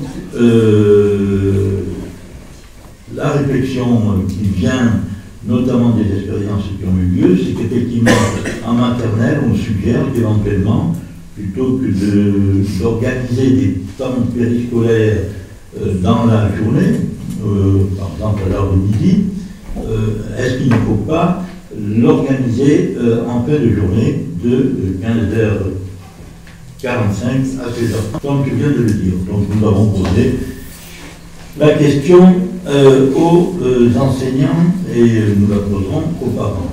En sachant que nous étions partis du postulat que, et il apparaît de plus en plus, notamment pour les et en particulier pour les élémentaires, qu'il fallait sanctuariser les classes, c'est-à-dire que nous ne voulions pas que nos activités se déroulent dans des salles de classe, pour que les enfants aient des points de repère bien ancrés et qu'il n'y ait pas confusion entre ce qui est l'éducation et ce qui reste, même si ça peut venir en complément de l'éducation, une politique d'éveil sur le plan culturel, sur le plan sportif, voire même au niveau de la citoyenneté. Par rapport à cela, il est assez curieux que lors des initiatives de départ, la plupart des enseignants étaient sur cette longueur d'onde, et puis les débats par rapport aux horaires possibles, etc., il y a des opinions diverses, donc on ne devra écouter tout le monde et à un moment donné vous proposer de trancher, puisque c'est vers le 31 janvier qu'il conviendra d'arrêter une position définitive. Voilà où nous en sommes. Nous avons décidé de continuer à rencontrer les uns et les autres et surtout de mettre en place un groupe de travail par niveau, c'est-à-dire élémentaire, maternelle, groupe de travail où bien sûr il y aurait la commune, mais aussi un directeur et un enseignant par école, et bien sûr deux représentants de chaque fédération de parents d'élèves. Et tout cela par niveau. Voilà, hein. Je ne sais pas si j'ai été suffisamment clair. Il y a juste, quand vous avez remonté le temps, il y a un petit truc, mais pour le reste, je trouve que vous avez fait une bonne synthèse, monsieur Carassus. On a considéré que Mme Chevillier et M. Carassus, c'est important de faire un petit point d'impôt. Rien n'est complètement figé. Des orientations se dessinent. Des calendriers s'esquissent. Des propositions émergent concernant les contenus. Bref, tout cela suit son cours, toujours en prenant en considération enseignants, et une réunion aura lieu début janvier, c'est la règle, une fois que nous aurons arrêté nos orientations, pour demander leur avis aux parents. Est-ce qu'il y a des questions concernant l'état des lieux de cette grande réforme qui nous pose tant de difficultés? Ou un avis, peut-être avez-vous un avis? Est-ce que vous aurez un moment à vous prononcer? Peut-être il serait utile ici que vous nous donniez peut-être faire part de vos interrogations, de vos suggestions à ce stade, puisque après, quand le coup sera parti, c'est comme un fusil à un coup. Il sera parti. Même si, je le dis avec un peu plus de sérieux et de solennité maintenant, ce que nous mettrons en œuvre ne sera pas figé. C'est ce que nous avons en tout cas pris comme option, c'est de considérer que nous serons dans une phase d'expérimentation et qu'il faudra être attentif aux dysfonctionnements, car il y en aura. Hein, c'est très compliqué. Les choix qui ont été faits et proposés par Jacqueline et Pierre, d'abord ils partent d'une réalité, la contrainte ergonomique, physique, c'est-à-dire le nombre de mètres carrés dont nous disposons et les espaces que nous pouvons libérer. Voilà, donc ça il faut l'avoir à l'esprit. Mais si vous avez sur cette grande réforme où chacun peut lire chaque jour un avis, il est le bienvenu. Sinon, je propose que voilà, c'est une information. Des avis? Pas d'avis. C'est pourtant la plus grande réforme qui va engager notre commune pour les 5 ou 6 prochaines années. Heureusement, certains en ont des avis. Alors, je vous propose maintenant de passer à un texte tout aussi important qui concerne la taxe d'enlèvement des ordures ménagères. C'est votre le texte. Alors, comment on fait, M. Garage? On fait 2 voix ou... Non, à 3 voix? Ouais, un rythme ternaire, c'est pas mal. Non, plus sérieusement, puisque c'est un combat, que la commune de Volpéville mène de longue date et qui a encore été au cœur des débats de notre séance pour nos collègues du conseil communautaire, François Moreau, M. Masson, M. Tafouro, M. Carassus et moi-même, et M. Malmassari, pardon.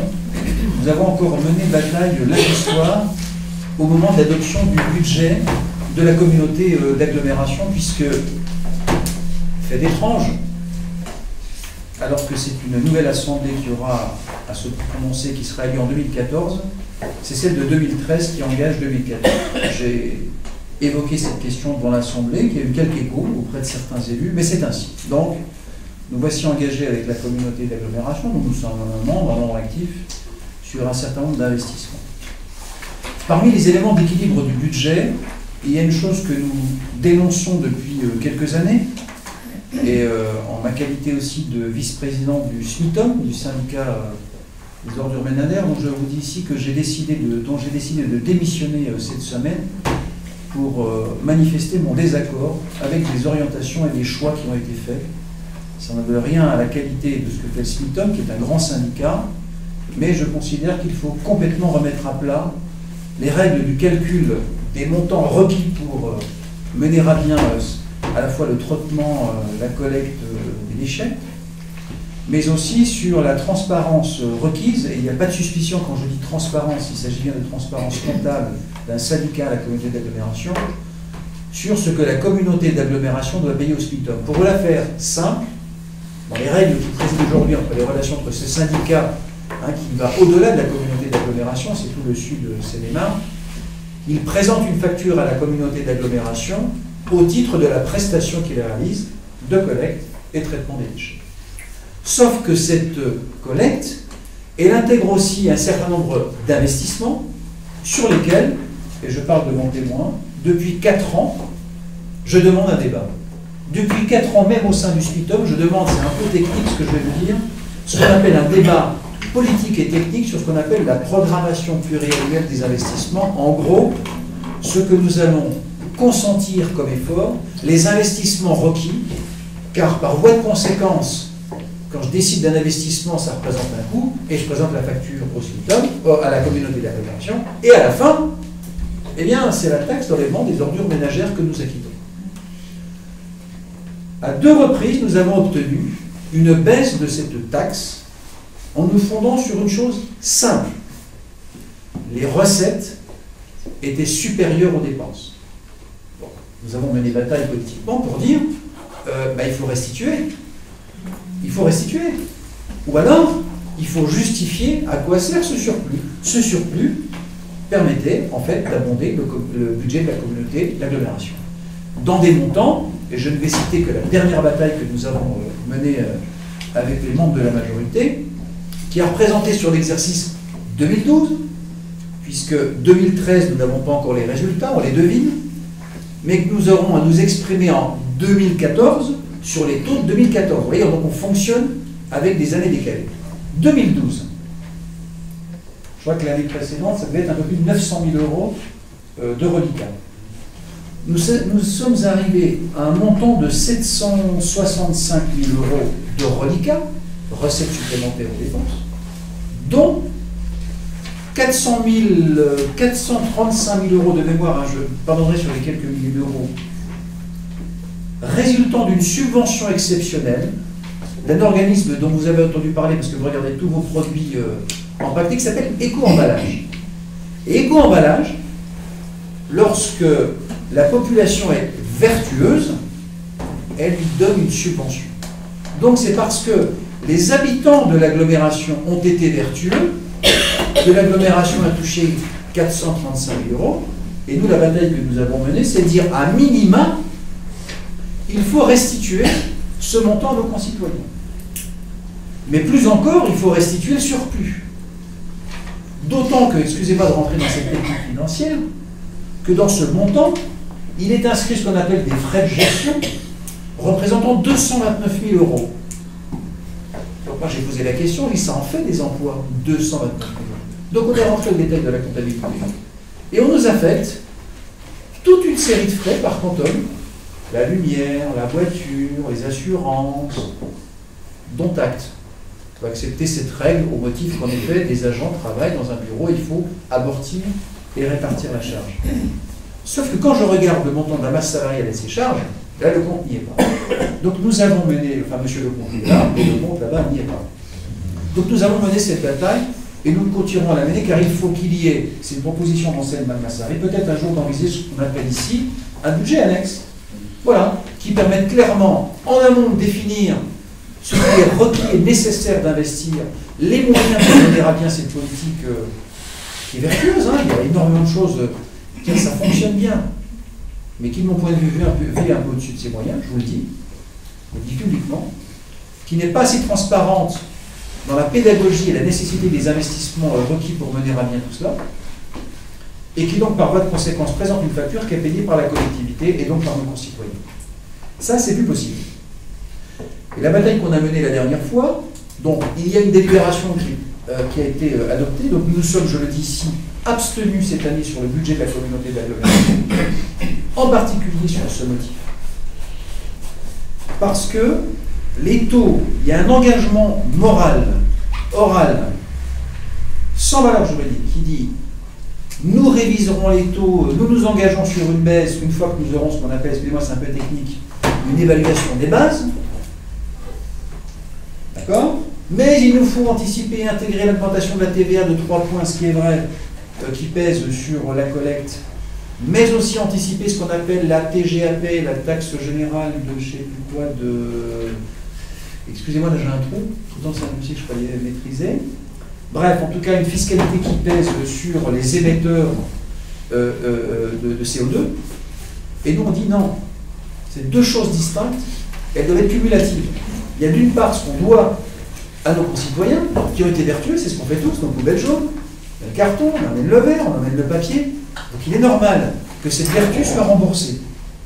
Donc cette bataille, on va la mener. Et on en parlera collectivement, j'aimerais avoir votre point de vue là-dessus si vous êtes prêts à soutenir le fait que moi je pense qu'il faut lancer une pétition là-dessus. Voilà. Ça peut pas être une délibération en chambre sans qu'on prenne en considération, à l'heure où la fiscalité pèse sur tous, autour de la question du pouvoir d'achat. On l'a fait sur l'eau, faire baisser l'eau, c'est les négociations de chien, c'est le travail qu'a mené Ancel Malmassari, il faut le mener aussi. On a réussi 2 fois, il faut continuer cette bataille. Donc à ce titre, il vous est proposé ce vœu, en rappelant qu'en 2010, nous avons baissé, je dis bien nous avons fait baisser, parce que c'est Volpeni qui a proposé le taux de 9,56 à 8,74, et en 2011, de 8,74 à 8,30. 8,34. Alors nous corrigeons, parce que c'est la délibération importante, à 8,34. Voilà. Donc je propose ce vœu, chers collègues, afin que nous puissions saisir officiellement au nom du conseil municipal, et pas seulement les membres qui le représentent, la communauté d'agglomération et le syndicat des ordures ménagères, à double titre. 1. Sur un grand débat sur les budgets du SMICTOP, sa programmation, et 2. Sur un équilibre et la restitution de ce qui est dû, et en particulier au pénible. Voilà, je t'ai un peu long, vous me pardonnerez, mais c'est un sujet concret. C'est le pouvoir d'achat, c'est aussi le combat fiscal. Donc il est bien quelquefois de dénoncer des mesures nationales. Il est tout aussi important au plan local, surtout quand on partage une responsabilité, de mener la bataille, surtout quand il y a des marges de manœuvre. Monsieur Carassus. Non, simplement, il est exact que, en particulier toi, tu demandes depuis des années que l'on ait un débat sur l'affectation de cette taxe. Il n'est pas tout à fait exact, par contre, de dire qu'il n'y a pas eu de débat. Pour la première fois, il y en a eu un au dernier conseil communautaire, peut-être lié aux vicissitudes de la gestion de la majorité municipale de Melun, mais un intervenant ayant dit, mais au fond, puisqu'il y a un excédent, pourquoi on ne le récupère pas au niveau des communes pour faire prendre en compte ce que nous avons les uns et les autres, c'est-à-dire des containers avec des dépôts sauvages, qui entraînent des frais pour les collectivités locales. Et le maire de Melun, retrouvant beaucoup d'osmose avec celui qui voyait l'embêter, a relayé cette proposition. Je pense que nous avons dit qu'effectivement c'était peut-être une question intéressante.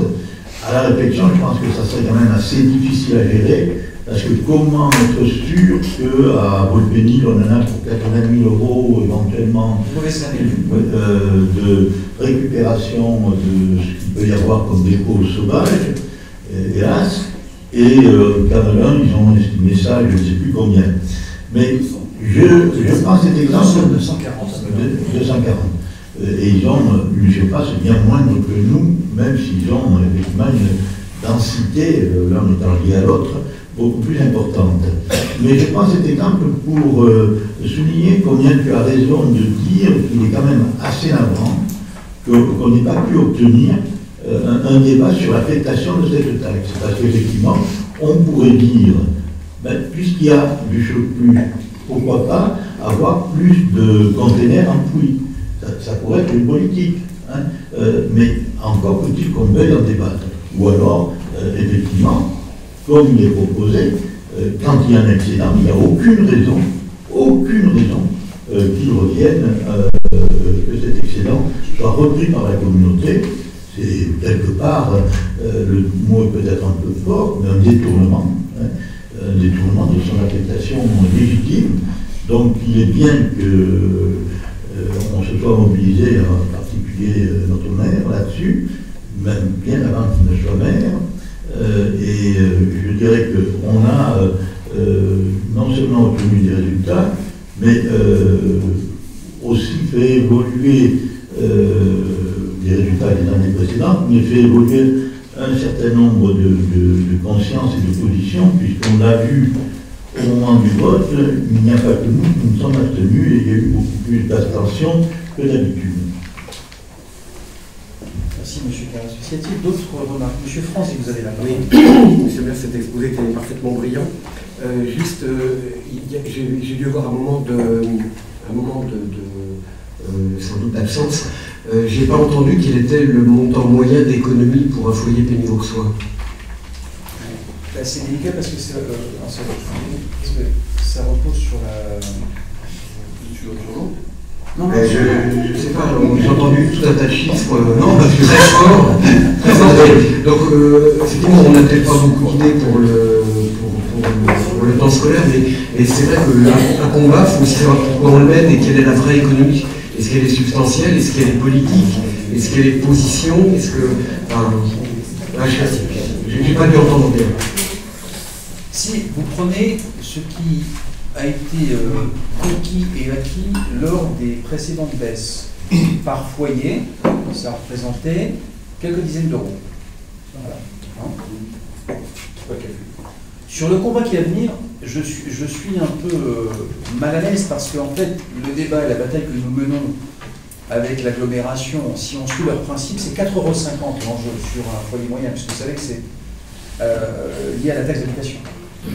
Donc c'est pour ça que j'ai quelques difficultés à vous dire prix moyen, parce que là, je n'ai pas révisé mes fiches, mais je n'ai pas lancé des chiffres comme ça à la cantonade, donc ça suppose.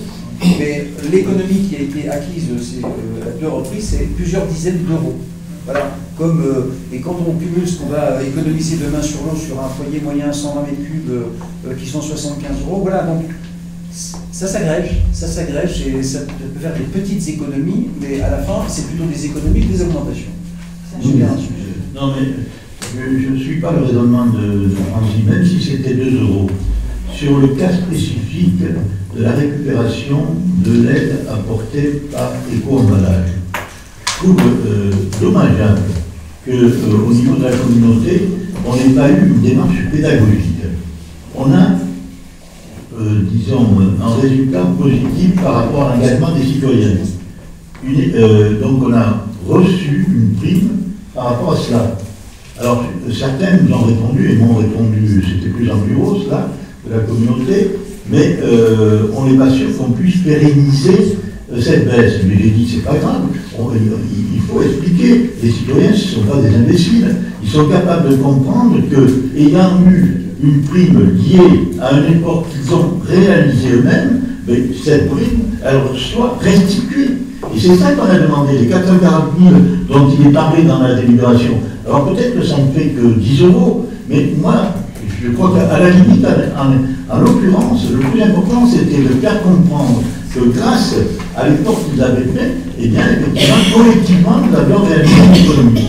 Alors, voilà, la somme exacte, bien que moi je ne l'ai pas, mais c'est quand même dommageable qu'on n'ait pas été capable de dire c'est vous qui l'avez gagné cet argent-là, hein, et c'est à vous qui doit être restitué. Je pense que là-dessus, on est tous d'accord, mais moi je vais le faire. Non, mais le taux, en fait, c'est les mêmes bases que l'impôt foncier. Hein. Si vous laissez la TOM de 3%, vous laissez l'impôt foncier de 3%. Et donc, tout le monde a fait rapide calcul. Là, quand on est passé de 9,56 à 8,34,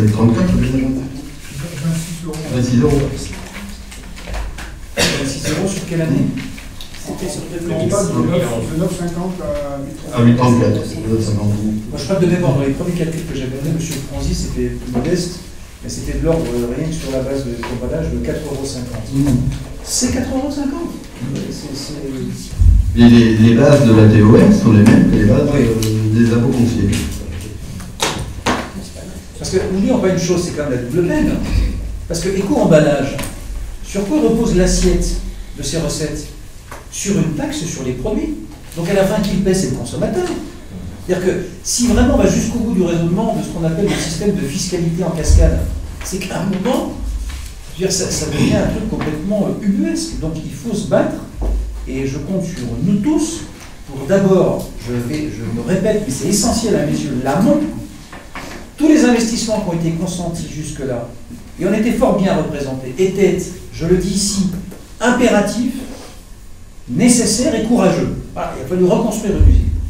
Moi, j'ai voté les budgets du SPITOM jusque-là. Il a fallu faire, et Raoul, puisque je te salue, tu es là, grand élu du SPITOM. Voilà, c'est Raoul qui a bâti aussi ces grandes politiques. Mais maintenant, je considère, voilà, au bout de quelques années, que ce qui se profile ne correspond pas forcément à ce qui doit être impérieux et impératif. Je suis un partisan du développement durable. Et je pense que le monde qu'on doit laisser à nos gosses doit être un peu plus responsable, ce que nous avons fait collectivement, enfin chacun y contribue, dans un monde un peu productiviste qui, voilà, laisse aussi des stigmates dans cette nature. Donc on a cette responsabilité collective de faire en sorte que l'environnement dans lequel nous allons vivre et celui que nous avons laissé à nos enfants soit meilleur. Mais pas à n'importe quel prix. Pas à n'importe quel prix. Voilà. Et je ne veux pas ici, parce que je suis tenu aussi par des règles, non pas de confidentialité, mais de solidarité des débats que nous avons eus au sein de l'exécutif du bureau du SPITOM. Mais j'espère qu'on va être écouté, parce que sinon il y aura des choses à dire. Voilà. C'est pas notre argent. Voilà. Et il faut de temps en temps, voilà, dans certaines instances, qu'on s'en souvienne. Voilà. C'est en cela où il faut, même 4,50 €, même 0,50 €, la bataille en vaut. Voilà. Monsieur... Oui, sur l'excédent, l'excédent est de 440 000. Il faut savoir que le budget de la TOM, il est à peu près de 10 millions. 440 000, vous êtes à la plus de 4% de baisse. Hein.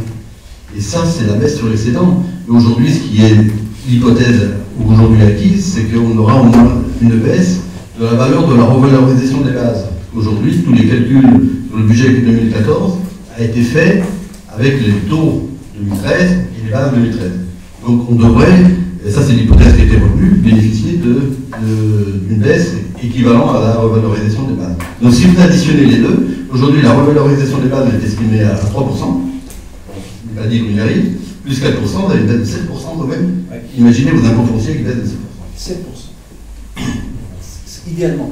Je me permets juste un correctif parce que je sais que le roi des chiffres, l'excédent, c'est pas 400 000.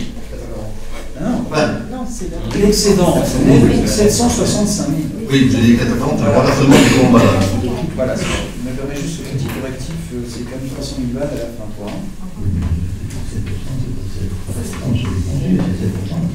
Oui, mais c'est pour faire une analogie par rapport au foncier, parce que les bases sont les mêmes. Merci de cette remarque, M. Franzi. M. Dumont, vous avez la parole.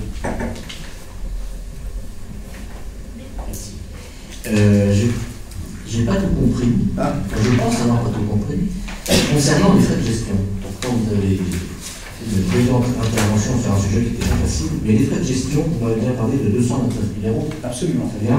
Est-ce est-ce que l'on connaît le mode opératoire pour calculer ces frais? Oui. Vous avez une idée? Est-ce que c'est vraisemblable? Est-ce que c'est... Non.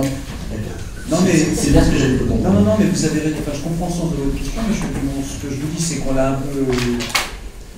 Comment dire? Découvert sous le manteau, dirait un vieux maquignon. Ce que je veux dire par là, c'est qu'il a fallu le déduire, et ça fait quelques heures de boulot, il faut se plonger dans le compte administratif, mais chacun ses passions. Certains regardent des séries télévisées, des matchs de foot. Moi, je lis des comptes administratifs. Donc c'est un bon exercice intellectuel. Et puis pour être plus sérieux, des informations que nous avons pu recueillir. Donc les 229 000 dont je vous parle est un chiffre réel. Et je ne l'ai pas rendu public au conseil communautaire pour ne pas mettre en situation délicate certains. Et lorsque vous faites ce que j'ai fait et demandé, examiner les détails, ce que je vous disais, qu'on affecte un peu de lumière, un peu d'électricité, un peu d'assurance de la voiture, vous êtes loin du compte. Ça veut dire qu'en fait, on a, je le dis, gonflé la partie relevant de la masse salariale des 2 ETP sur un ETP, donc un équivalent temps plein, salaire moyen entre 25 et 30 000 euros chargés chaque année, et vous arrivez à 200 000, voilà, vous savez faire l'addition. Oui, c'est le salaire moyen dans la fonction publique, voilà. Un peu plus si c'est des cas.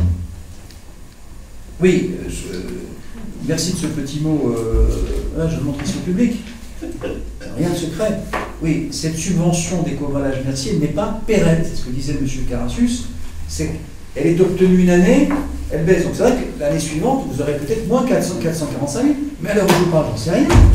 Puisque tant que nous n'avons pas obtenu, parce que je vois où veut venir M. Malmassari, je vous dis, lors du débat de lundi, il y a un mois, on nous disait c'est une subvention liée à nos pratiques vertueuses. Moi, quand j'entends subvention, donc je suis allé voir le site d'éco-emballage, c'est une politique d'éco-emballage. Et je le dis, M. Gaznos nous a dit lundi soir, comme dirait un personnage célèbre de bande dessinée, elle est exceptionnelle car c'était un remboursement, bref, un peu de fumée pour nous faire croire que ça allait disparaître. Que nenni. Tant que la politique d'éco-emballage ne changera pas et qu'elle abondera les pratiques vertueuses, cette subvention peut intervenir. Donc il nous faudra être vigilant début 14 sur le résultat de 2013, donc tout en démissionnant du SMITOM, nous avons obtenu quand même que nous y soyons représentés, je le dis, et j'ai demandé à ce que M. Malmassari nous y représente, c'est à Volpénil qu'est l'usine, c'est à Volpénil qu'est le siège du SMITOM, mais on verra s'il n'y a plus de subvention. Je vois trop d'embarras face à nos questions pour me dire que tout ceci ne présage pas de bonnes nouvelles en 2013. Voilà, pour vous dire le fond de ma pensée. Et si j'ai tort, je ferai un amende honorable. Et ici d'abord. Et ailleurs après. Et ailleurs un peu plus tard, si vous voyez ce que je veux dire. D'autres remarques, d'autres questions? Monsieur Pratola, vous avez la parole. Sur le sujet, je vous suis intégralement. Merci, monsieur Pratola. La seule chose qui me gêne, il y a toujours une petite chose qui me gêne, c'est votre démission. Je prends quelques mois ou quelques semaines d'un changement au niveau de l'agglomération, puisqu'on change à la date de janvier 2014 et les prochaines élections, ça ne va pas être la même représentation. C'est cette partie-là qui me gêne. Voilà. Elle a été mûrement réfléchie, monsieur Pratola, parce qu'on ne démissionne pas à la légère, surtout quand on a été désigné, non pas par les pénibourgeois, dans quelle espèce, mais désigné par mes pairs, c'est-à-dire l'Assemblée communautaire. Sauf que dans nos petites vies politiques, il faut quelquefois poser des actes. Poser des actes. Être cohérent. Et dans le cas d'espèce, si au bout de 3 ans, vous posez la même question, vous devenez un personnage de Don Quichotte. Alors Rocinante, c'est pas bien, la Dulcinée du Toboso, c'est agréable, mais je fais cette petite analogie pour vous dire qu'à un moment, il faut être cohérent avec ses convictions. Donc j'ai annoncé que si nous n'obtenions pas ce débat à la communauté, et notamment la programmation pluriannuelle, j'en tirerai toutes les conséquences. Donc je les tire, non pas pour faire un coup de pub, je n'ai pas fait de déclaration dans la presse, je le dois au conseil municipal. Je le dois au conseil municipal, parce que je représentais Escalité, aussi la ville de Volpénil. Mais il y a un moment, je le dis, la coupe est pleine. Et on ne peut pas mener des combats et ne pas en tirer les conséquences. Donc j'ai posé cet acte, mais en obtenant par une lettre que j'ai envoyée au président Gaznos et au président Vernin, leur demander que Volpénil soit toujours présenté pour une raison simple, pour être informé, pour accéder aux infos. Mais il y aura un combat après, hein, je vous le dis. dès le mois d'avril, où que nous soyons. Il y aura un combat. Et je me félicite que vous souteniez notre démarche combative, ouais, parce que c'est un vrai combat. Il n'est pas gagné, on a gagné les 2 premières manches. Il nous faut encore remonter à la volée. Voilà. Donc là, il n'y a pas de vote. Sur ce, on vote le vœu. Suis-je bête? Mais oui, qui a dit qu'on ne votait pas? Je pris dans ma... la démission. Non, la démission, ça c'est un acte personnel. Alors, je mets au voix ce vœu. Y a-t-il des voix contre, des abstentions? À l'unanimité, je vous remercie. Nous enverrons dès demain au président de l'agglomération et au président du SMICOM. Je vous propose une petite suspension de séance. J'invite les présidents de groupe, ainsi que M. Carachus, s'il le veut bien, puisque il a et la mémoire et l'histoire. On se donne 5 minutes, s'il vous plaît, et on reprend nos travaux. Suspension de séance. Si vous voulez bien vous reprendre vos places et vos esprits. Hélas, excusez-nous d'avoir un peu tardé, mais c'était l'affaire méritait d'être examinée un peu au fond. Et nous sommes convenus avec nos collègues, les présidents de groupe, les 3 qui étaient cette séance de délibération, de soumettre cette délibération au conseil municipal. Monsieur Carachus, est-ce que vous pouvez nous expliquer un peu les tenants et les aboutissants de cette délibération? Oui, ça va être possible. Comme nous étions constitués partie civile et associés à la plainte qu'avait déposée une association environnementale et puis la commune de Nancy, c'est parce qu'il se disait que l'ancienne usine, pas l'actuelle bien entendu, avait sans doute eu des conséquences graves sur un certain nombre de riverains, et notamment au niveau de la santé et peut-être des possibilités de cancer. Cette appréciation, chacun a les informations qu'il peut avoir, y compris peut-être des certitudes sur le fait que cela a existé. Ceci étant, la justice en a délibéré, elle a nommé des experts, et elle a conclu qu'il n'était pas possible de déterminer que l'usine d'incinération avait causé des dégâts sur le plan de la santé. Donc voilà. Mais pour autant, la plainte court toujours, parce qu'elle considère, la justice, que le SIGWAM, à l'époque, qui est le syndicat qui traitait du problème du traitement des déchets, c'est le cas de le dire, et compétence qui est reprise aujourd'hui par la CAMS. Donc la justice considère que le SIGWAM n'avait pas pris toutes les dispositions nécessaires pour se mettre en conformité avec la loi. Et donc elle continue, l'action en justice continue, et celui qui est aujourd'hui mis en cause en tant que représentant de la communauté, c'est M. Gaznos, qui à l'époque n'était en rien président du SIGWAM, puisque c'était M. Jean-Claude Le Sang, et puis qui, même s'il siégeait peut-être au SIGWAM, où les acquis étaient avec Tapouro, il siégeait peut-être, mais toi aussi, mais bon, il n'était pas plus responsable que d'autres. Donc il nous paraît un peu dommageable que la justice ne mette en cause que le SIGWAM, parce que à l'époque, même si le SIGWAM n'a pas forcément toujours suivi les directives de la préfecture, je crois que la défaillance la plus grande est venue de la part de l'État. Je trouve que moi j'ai eu l'occasion d'avoir un jour de péripéties politiques un débat sur la laïcité, qui n'a rien donc à voir avec les dioxines, que je sache, avec Madame Corinne Lepage. Ça se passait dans les Yvelines, et c'était au moment où justement elle ferraillait contre l'usine d'incinération, et je lui dis, c'est quand même un peu singulier l'action que vous menez, parce que quand vous étiez au gouvernement, ministre de l'Environnement, vous aviez des directives européennes, Tout le monde sait ici mon enthousiasme sur les directives européennes, mais à l'époque, il y avait des directives qui, normalement, auraient dû amener à fermer l'usine.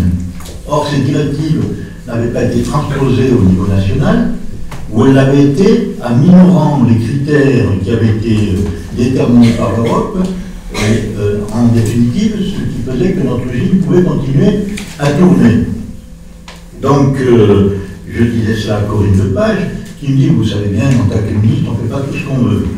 Certes, mais par contre, ce qui est singulier, c'est qu'aujourd'hui, vous essayez de donner la leçon à ceux qui sont sur le terrain, alors que c'était votre responsabilité qui était en cause. Je fais cet aparté parce que ça m'avait beaucoup amusé. Ce qui est un peu surprenant aujourd'hui, c'est que la justice s'entraîne plus au président de la communauté qu'à l'État qui avait une lourde responsabilité par rapport à la situation qui a été créée. Donc nous, la plainte va continuer à courir, y compris puisque nous avons déposé plainte, mais nous vous proposons de ne plus nous porter partie civile pour faire en sorte qu'effectivement, la cible qui est devenue Bernard Cazeneuve, quelles que soient les différences qu'on peut avoir avec lui, et je crois que ce qui a été dit précédemment dans la séance montre qu'il nous arrive de peu le ménager, quelles que soient effectivement les différences qu'on puisse avoir avec lui, il nous semble injuste qu'il soit comme cela mis en cause alors qu'il n'y était pour rien et que donc l'action continue sous cette forme. C'est pour cela que nous vous proposons cette délibération. Des questions concernant cette délibération? Monsieur je pose juste la question de savoir, bon, le but était d'accompagner les plaignants, je vois ça. Alors, je suppose qu'il reste des plaignants. Il y a donc une plainte qui a été déposée. Qu'est-ce qu'implique le fait de retirer notre plainte sur le plan civil? C'est ça que j'ai un peu de mal à comprendre. La procédure, comme on dit, continue à prospérer.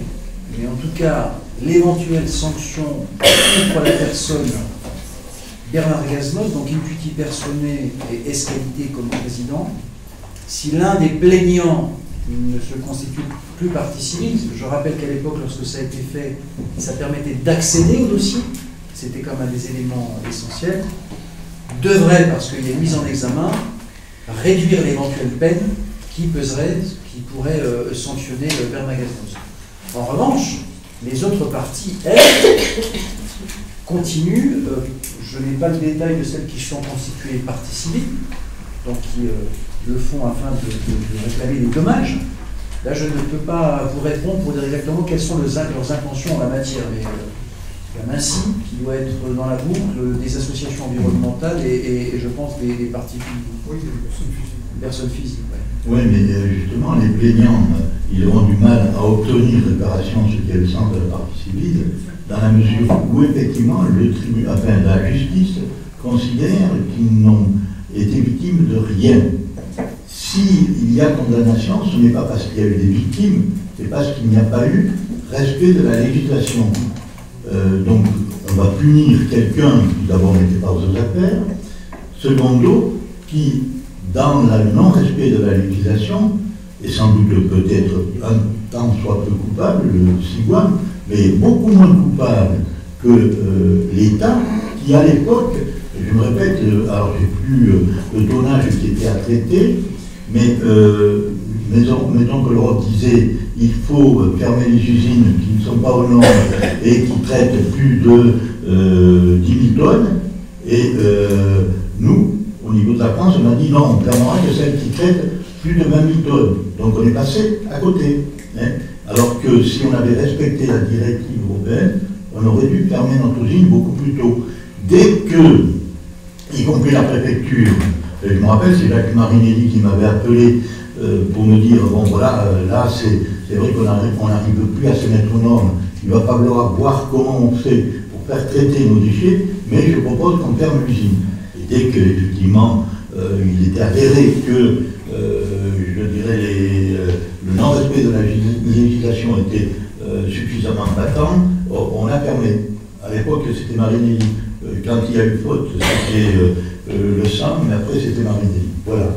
Donc aujourd'hui, les plaignants, je ne vois pas comment ils obtiendraient, moi, monsieur le comte, me contredit, mais je ne vois pas comment ils obtiendraient quelque chose puisqu'il n'est pas avéré. Alors après, chacun peut avoir une opinion différente, hein, mais la justice ne considère pas qu'il y a eu des victimes de la pollution qui a existé parce qu'elle a existé. Hein. Oui, c'est ce qu'ils ont aujourd'hui dans les régions. Mais bon, après, on peut avoir une opinion différente. Hein, moi, je ne... hein. Pour avoir une précision, ce qui est poursuivi à travers M. Gasnos, c'est le représentant de la CAMS, responsable du SMITOM, responsable historiquement du CIWAN, mais est-ce qu'il est à titre personnel ou est-ce qu'il est simplement à titre représentant quand il est poursuivi comme ça? Il est à titre de représentant, mais il est nommé, et c'est lui qui est oui, poursuivi uniquement en tant que représentant. Oui. En fait, je reprends, excusez-moi, c'est parce que les termes ont leur importance, c'est un effet de manche. Il est esqualité, président de la communauté, et intuiti personnel, c'est-à-dire personnellement, comme président de la communauté. Donc c'est lui qui est devant les tribunaux. Voilà. Et je le dis ici,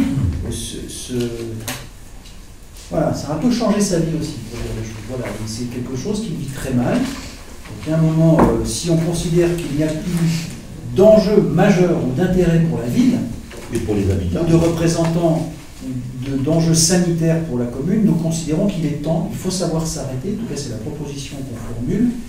Et accessoirement, M. Gasnos, c'est un pénivauxois. Donc là, il n'y a plus de question de couleur politique. Voilà, c'est un pénivauxois. Et franchement, il hérite une condamnation qui, franchement, pour laquelle il n'est pas concerné. Voilà, donc, et de vous à moi, là maintenant, ils ont cassé l'arrêt de la cour d'appel. Je pense qu'il n'y a pas grand-chose à attendre, si ce n'est des arguties juridiques. Hein. Je doute que, voilà. Mais il y a un risque. Il y a un risque pour voilà. D'accord, je voulais comprendre l'enjeu. Tout à fait. Non, mais c'est très complexe juridiquement et je comprends ces questions. On en a relu à plusieurs fois. Allez, je mets aux voix cette délibération. Y a-t-il des voix contre? Des abstentions? Apparemment, M. Destrin, vous vouliez prendre la parole. Je vous en prie, excusez-moi, j'ai pas vu que je pensais que c'était pour me dire bonjour. C'est juste, non, c'est juste très important. C'est sur notre action par rapport aux activités du SMITOM, tout ce qui se passe. Il faudra, pour ne pas que ça se reproduise, être très vigilant, c'est-à-dire pouvoir essayer de contrôler toutes ces actions, même si on dit que les actions sont bonnes, qu'il n'y a pas de pollution. Je crois qu'on le fait, et on le fera, c'est-à-dire qu'on essaiera de pouvoir contrôler au plus. Voilà, je pense, ce qui est important, c'est ça. Comment imaginer, je le dis avec beaucoup d'amitié, Dominique, que depuis ces faits, et plus encore aujourd'hui, nous ne soyons pas vigilants. Oui, c'est pour ça que non, mais je reprécise. Hier, c'était notre ami Raoul. Aujourd'hui, il y a une batterie que vous avez mis en place, Raoul. Leza, pour ceux qui, enfin tout le monde connaît Raoul Leza, qui ne connaît pas Raoul Leza, mais je pense aux jeunes. Raoul fait partie de ceux qui ont instruit et mis en place des indicateurs. Avec M. Lecomte et d'autres, et vous recevez aussi des documents comme élu tous les mois. Et il est même arrivé, et je rappelle que les normes qui s'appliquent à Volpénil sont supérieures, puisque l'Europe est un sujet, aux normes fixées par l'Union européenne. De sorte que, et c'est déjà arrivé, lorsque le niveau de toxicité dépasse déjà cette norme basse, les fours s'arrêtent. C'est arrivé, Madame Moreau, vous le savez, vous avez été encore à une réunion récemment, vous nous représentez la réunion organisée sur la préfecture. Voilà, les fours s'arrêtent.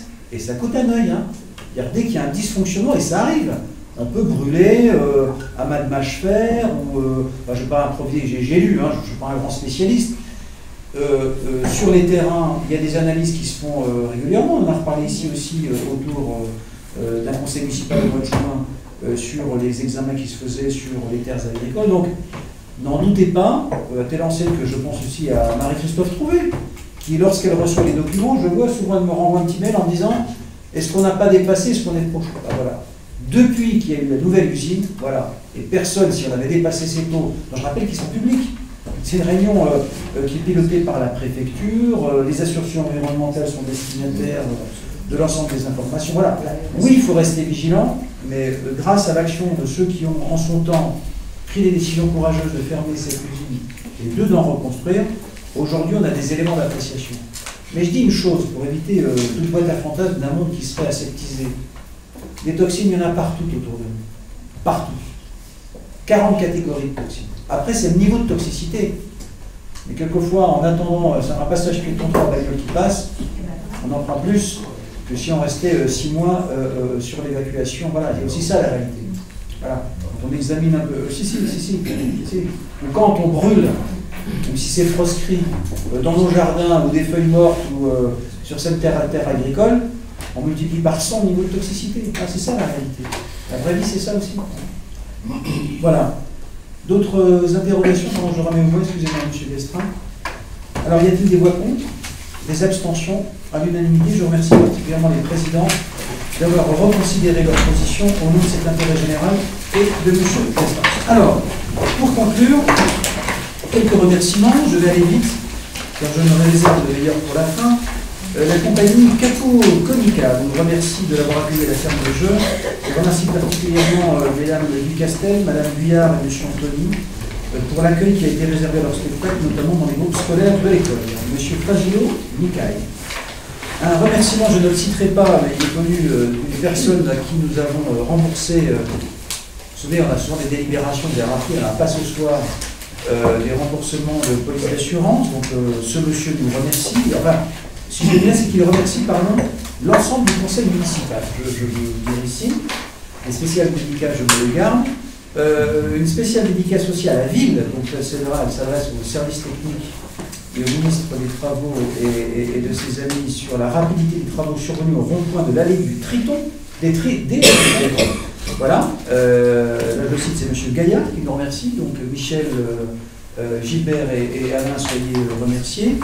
Un petit merci aussi de M. Lucet, Riquet et Corneli pour l'élagage que nous avons consenti à les Églantines, et aussi d'une dame qui attendait depuis tant d'années, Mme Hotelet aussi, qui revoit le soleil depuis que son arbre a été élagué, qui était sur un. Mais, je voudrais vous partager pour finir sur une touche de douceur et de beauté et d'intelligence un joli mail que nous avons reçu. Et j'ai demandé à Jean-Christophe qui me l'a répercuté, voilà, d'avoir le bonheur de le lire, et certaines personnes qui sont dans cette salle, c'est une manière de leur faire un clin d'œil et de les chérir d'une certaine manière.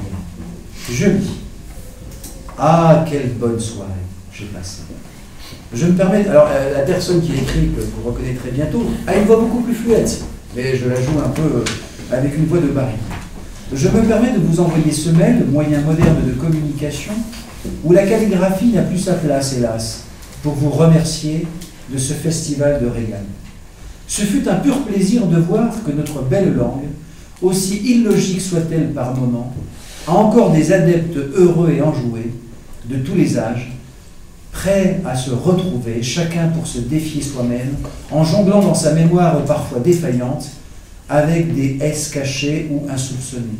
Mais grâce à Dieu, on n'oublie pas tout. Madame Eza, chère Claudine Eza, en vraie descendante de nos hussards de la République, qu'on appelle aujourd'hui professeur des écoles, vous nous avez dicté un charmant texte d'une scène pénivauxoise de jadis, scénette qu'on n'ose plus imaginer aujourd'hui, tant les égards de notre monde ont créé de dangers et de peurs. D'aucuns sont soudain tombés dans un bain de jouvence, alors que les autres ont sans doute découvert là un passé inimaginable, quasi virtuel. Tous seront bien aises, en tout cas, de savoir que les papillotes d'échalotes ne vont pas avec les carottes. Et oui, l'ambiance bon enfant était là.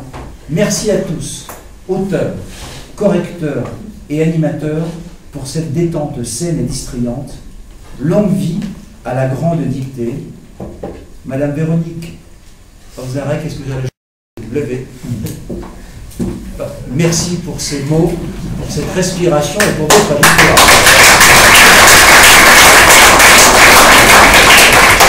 Alors, j'ai voulu me garder cette partie de ce merveilleux texte. je voulais aussi le lire parce qu'il y a mon ami Claudine, notre amie Claudine, mais je voudrais que Jean-Christophe dise un mot parce que saluer ceux qui sont à l'origine de cette grande dictée, la première du genre à Voltaire. C'est une initiative de l'association de la Ferme des Jeux, qui a eu lieu le 6 décembre. Il y avait une quarantaine de participants, 25 adultes, 15 juniors. Et c'est vrai que Claudine Héza a beaucoup travaillé sur le texte de la dictée, puisque c'était une scène de Volpénil.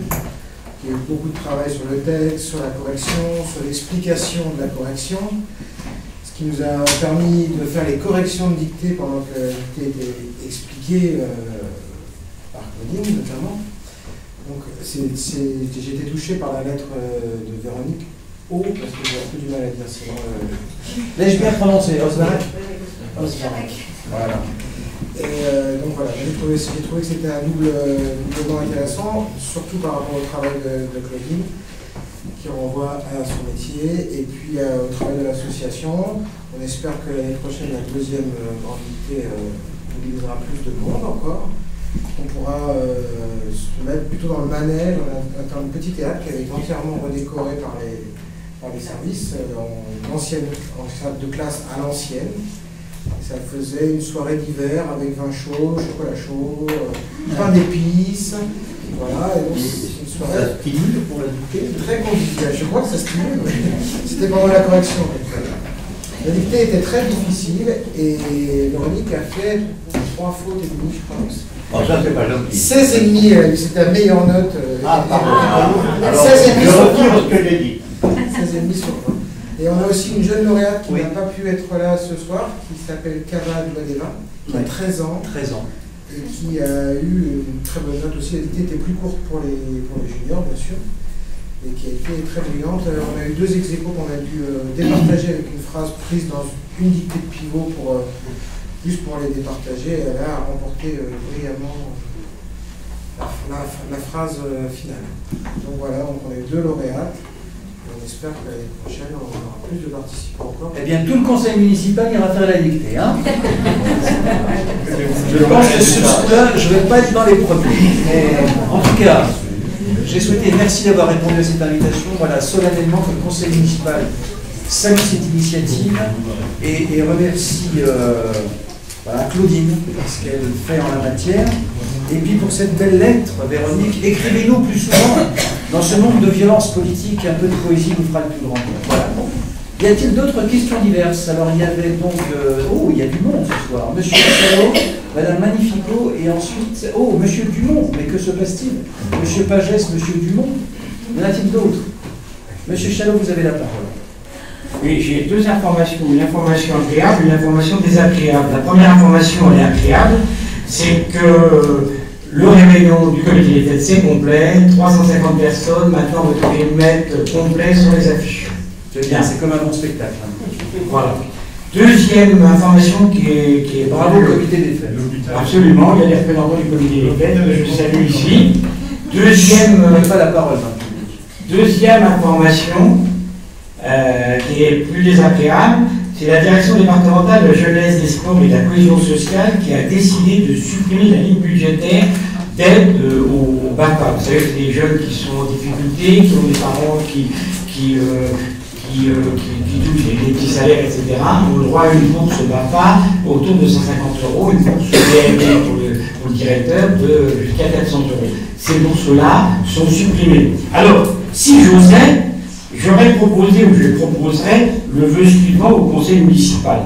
Le conseil municipal demande que la ligne budgétaire de la DJSCS pour ce BAPA BLT ne soit pas supprimée.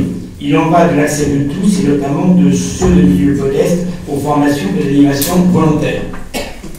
Alors je ne sais pas si on peut faire un peu, mais au moins une lettre de M. le maire à la direction régionale jeunesse et sport et la cohésion sociale pour que cette ligne budgétaire ne soit pas supprimée. On l'appellera corrigé par Madame. Voilà. Non, mais je vous propose à ce stade, en effet, visant l'efficacité, faisons une lettre. Je précise juste une chose, la question de cet accès des bourses au BAFA, ce n'est pas qu'une question qui est liée au revenu des familles. Hein. C'est parce qu'il ne faudrait pas que ça apparaisse, nous dire cela, comme seulement étant un dispositif réservé aux plus démunis. Non, c'est un droit, c'est une formation, quel que soit, je dirais, son niveau social. C'est en cela où je recommande une lettre et qu'on mène la bataille plutôt que d'être dans un vœu politique. J'ai peur pour une fois, non pas pour ça, que ça puisse produire un effet inverse. Alors, il faut qu'on essaie de se battre là-dessus. Si vous en êtes d'accord, monsieur. Oui, d'autant plus, je suis d'accord, d'autant plus que le BAFA, les formations d'animateurs, c'est un ensemble des jeunes et des moins jeunes, et que de plus en plus, dans le cadre des rythmes scolaires, d'aménagement des rythmes scolaires, on va chercher dans les communes des personnes pour faire de l'animation, donc on aura besoin des personnes formées.